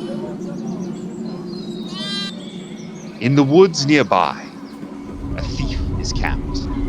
One who crossed our organization even worse than you did. He stole an item of great value to us. Find him, retrieve the item, and bring it back to me. Your malfeasance shall be forgiven. You will collect the gold owed to you in the original contract. And, as I am feeling generous, you may even receive a bonus sum of gold. Are you interested? What item Andros would puts you have up. us look for? Oh. Baron, you can go ahead and ask that. But I want to ask something after that. All right. Yeah, just What'd you say, inquiring about the item. What do you have us looking for? Can you point us in any direction whatsoever? The thief's name is Bryn, a half-elf. Last my scouts saw, he was encamped not a day's distance east of the city. In all likelihood, he plans on selling the item to a rival outfit to make a name for it. Clearly, that is not something my organization can tolerate. The item in question is a certain figurine. A very rare and wondrous figurine in the shape of a raven. We require it back post-haste. Zakkid can't help but feel perked up hearing that there's a figure of a raven. Does nothing, but ears perk up. Andros puts his finger up and he goes, counter offer. Hear me out. You go fuck yourself, and we go straight to Uther, Trent, with all of this information. I'm sure he would love to hear about all of this illegal activity going on underneath the Dwendalian Empire and their direct control over this village. Parsus takes a step forward towards you, Andros. Oh, yeah, and I take a step right towards him. Fucking Perfect, chest yeah. out. I meet your match. All right. First of all, Andros, I'm going to have you roll an intimidation check, please. Yeah. God, so... Oh, that's a plus raging 4. still. Come on, You're please. still raging, so advantage on this. Oh, that's fucking beautiful. Come on, baby. Nice. Nice. There you go. All right, 19. Parsus kind of snorts. Clearly doesn't think much of you, Andros, but judging from his expression, he may concede that you have a point. Well, Sir Orc, seeing as our mutual survival depends on us continuing business here in a on the down low manner, I would be willing to offer bonus gold to you and your party to complete this adventure.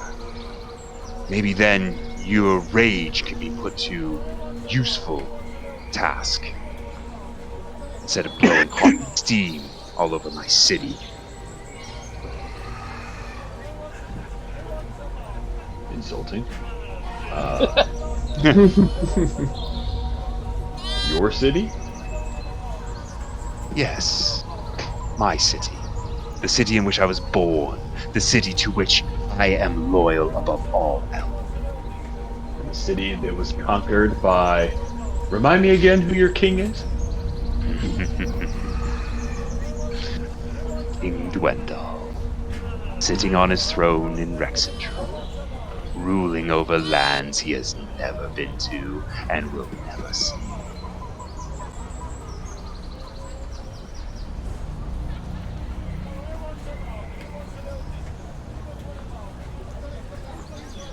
Xerxes kind of gets a little bit of a smirk on his face, watching this interaction, and yeah, he's just gonna stand there and kind of like look at them back and forth, just kind of smiling with like a growing smile on his face.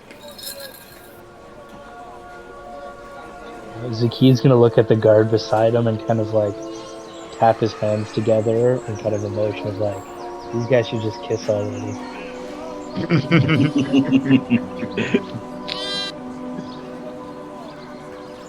Parsus looks back to you, Andros, and he says, "It seems the rest of your party are receptive to my plan. You seem to be the lone holdout, Orc. What say you?" That last. Hold on. Was that last part intended to to be a jab? I'm sure it would be interpreted as nothing but a slur to It was delivered with very elvish. Yeah. Zakkid puts his hands up and starts walking backwards outside of the room. I felt that, Ryan. I felt it. And he just goes.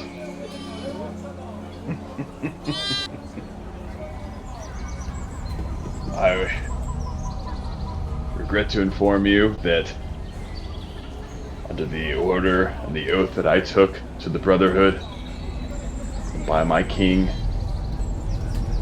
King Dwendal, I cannot accept your terms.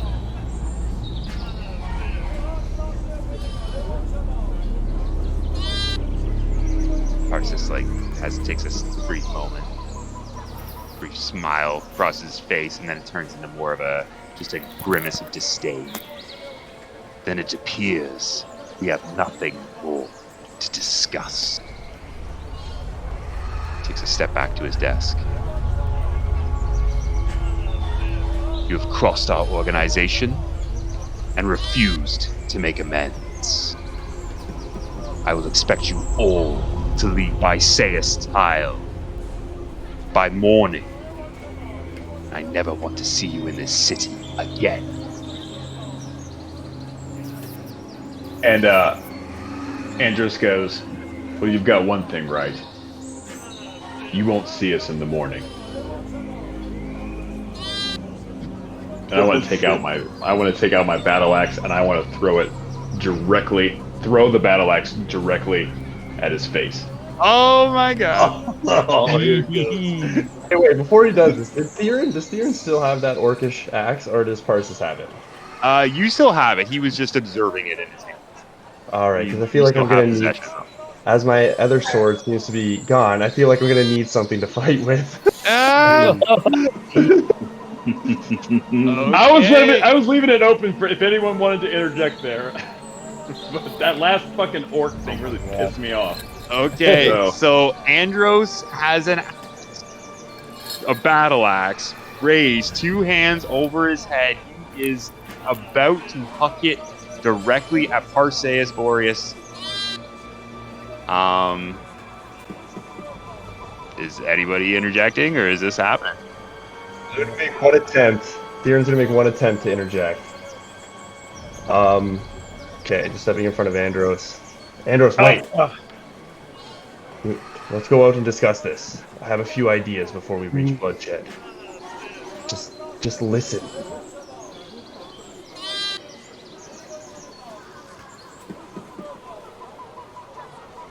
Andros, do you listen? Oof. Can we make a contested roll there? Because I don't want to make that decision. Okay. Let's let the dice to make that decision. Okay. And just so So you guys know, let's- as this is all happening, Xerxes' smile is growing still. He's Okay, very, so very let's interested. say, I guess it would be Theron. You would make a charisma check versus Andros. Just strength, just general strength, I think. Oh shoot! Okay, sorry, I didn't let you guys roll. Sorry, I did that. Here we go. Let's try this again. I like the outcome of that one. Yeah, the outcome was good. I didn't If like you don't that. want I didn't like that at all. Keep that. I didn't like that Okay, at all. so You got it up there? literally, Theron, will your charisma overpower Andros' strength in this moment? This is the question. And Charisma depending versus on strength. outcome, I have a quick action. Okay. Wouldn't Oh, 16 falls to it.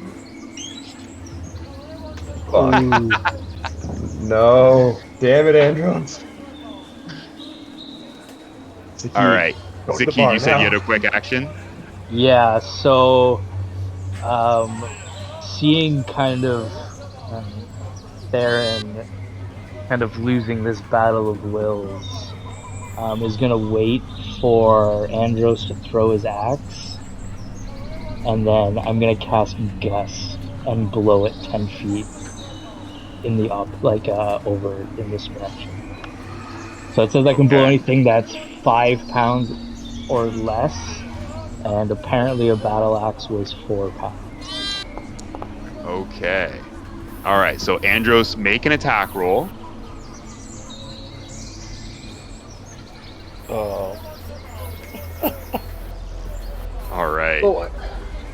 So Zakkid, you go ahead and let that gust go. As it leaves your hand, Andros, as you throw the axe, gust blows it well off course. Your axe lodges into the wall right here by the fireplace. Parsus is looking shocked at seeing the outcome. The two guards. I would have seen Zakkid. And they Zakkid. start to advance on you guys. Is there anything else you guys want to do? I would have seen Zakkid cast this, correct? Yeah. Oh, yeah. You Yes, felt the definitely. wind. Like, it was Yeah. very clearly a magic. It's a wind. It's wind indoors. There's only one. Okay, so I assume him casting that on me has dropped the charm person then. Well, I didn't cast it on you. I cast it on your axe. Yeah, the charm person is not. Right, 'cause you cast it on an area, right? Yeah, so Yeah. you're still charmed officially, Andros, because you haven't been into yet.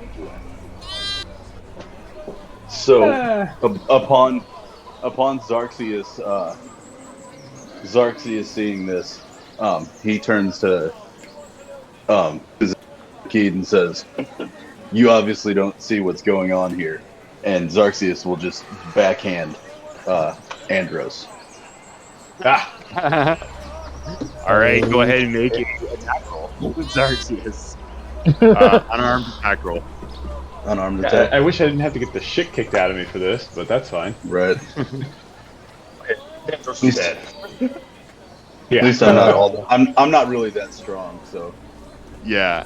Where It's do you- just kind of where for do you- okay. flavor. It's like, yeah. So yeah. Go ahead and just make an attack roll on Andros. Oh, yeah, shit. that hits. Okay. So That's a big smack. slap. Hand goes right Oh, across your shit. face there, Andros. A good hard slap from the tiefling, and you are shocked fuck. right out of any charm that had been affecting you. And all of a sudden, you can see clearly again And Zakkid is now simply the party member who you had whatever you felt for him before the journey. Oh, I will tell you how I feel about it A lot now. worse than what it Yeah. was. Oh yeah, you do now realize too that he charmed Oh, you, yeah. so add that to the mix. And so my great axe is stuck in the wall over here. Your great axe is stuck in the wall over here, yes. Oh, mother. Please don't tell me you have any kind of Mjolnir ability where you can call that back to Hey, you. so hey, Ah, God, I wish I did. Now wait a second. Hold on. How? What's the poundage that you can do? 5 pounds. My great axe is 7 pounds. Yeah, it is 7 pounds. Oh, I looked, just saw that when I just looked it now. up, D&D Beyond said it was 4. But I guess yeah. I missed anyways, so I guess it doesn't really matter. It was a crit fail, so I'm still gonna say like that stands like Yeah. against the corner. But, like the Zakkid's gust was just kind of an assistant there. Like, yeah, no, I see that the great axe is 7 pounds there. Oh, it's a great axe. Great okay, axe, Rock looks Okay, over at that was my Andros, bad. trying to break all this tension. all. And do I still have my thing of zeal in my hand? What's happening with that? So Yeah. I take it. Oh. I look right at Andros. I don't know if you know what I'm gonna do. I look at Andros and I If you throw see it a into the drink it? fireplace and say, "Hey, let's get out of here." And try to walk to the door. Bottle smashes into the fireplace, begins bubbling up. Parsus still reacting from he's still looking at the guards are with their swords drawn, looking at you. Parsus, get out! Get him out of here now! Hey, no, wait, Make a I'm gonna dash use some over mage to my hand. great axe. Mage hand and go get the axe.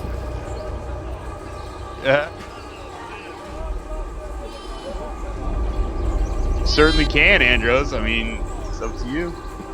Well, if he's gonna use great, Yeah, okay. I'll bring it over. Are you gonna lay it into my hands? Uh-oh. Okay. I'm okay with it. That's probably a bad idea. Don't. Okay, so the events here were Parsus told you guys to get out. The elves had their swords drawn. We're still like literally a hair's breadth away from starting rolling initiative here. And then Mage Hand is cast and goes towards the axe. Yeah. If I'm hearing this correctly. Mm-hmm.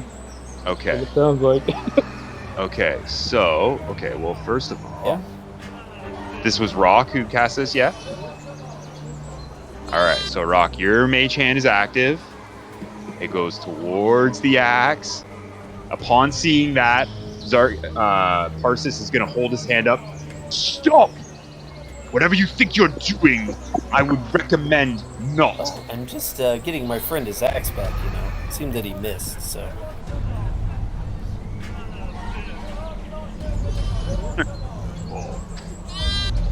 You will drop your spell, mage, and you will leave the axe where it lies. So Xerxes will then cast his mage hand, which can be unseen. Okay. Ooh. And he's gonna go grab. Now let me figure out because I think you have to be able to hold it in your hand to be able to hide Yeah, you items, probably right? can't hide a battle With my of mage great hand. axe. So Arcane Trickster, is a little different, and like, what can you can pick up Yeah, things I under think 10 that's pounds, I think, with Mage Hand, Yeah. right? Yeah, so you would be able to grab it. But you are able to hide stuff, and that's what I'm trying to figure out is how that works. Complex. Okay, so if you're going to attempt to move the out of the wall, just even initially, I'm gonna have to make you make a sleight of hand because they're watching all of you like right. So to see you moving doing the required hand movements to cast Mage Hand under the cover of stealth, you'll need to make a successful sleight of hand check. Okay. I ain't scared of your shit, Ryan. Love it. Hell yeah. Oh god. Okay, let's see what our passive perceptions are.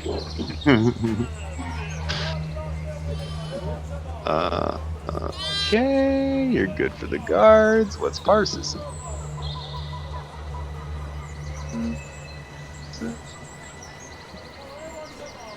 Oh, you're good.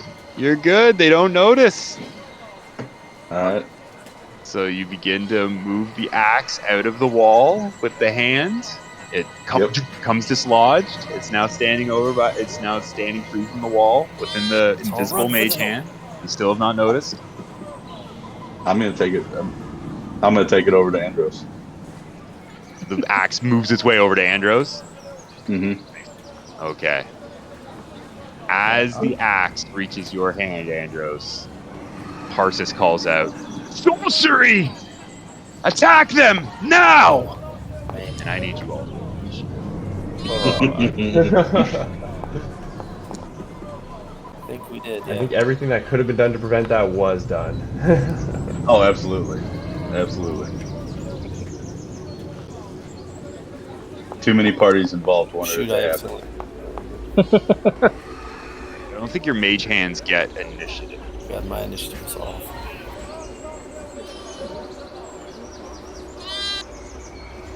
Okay.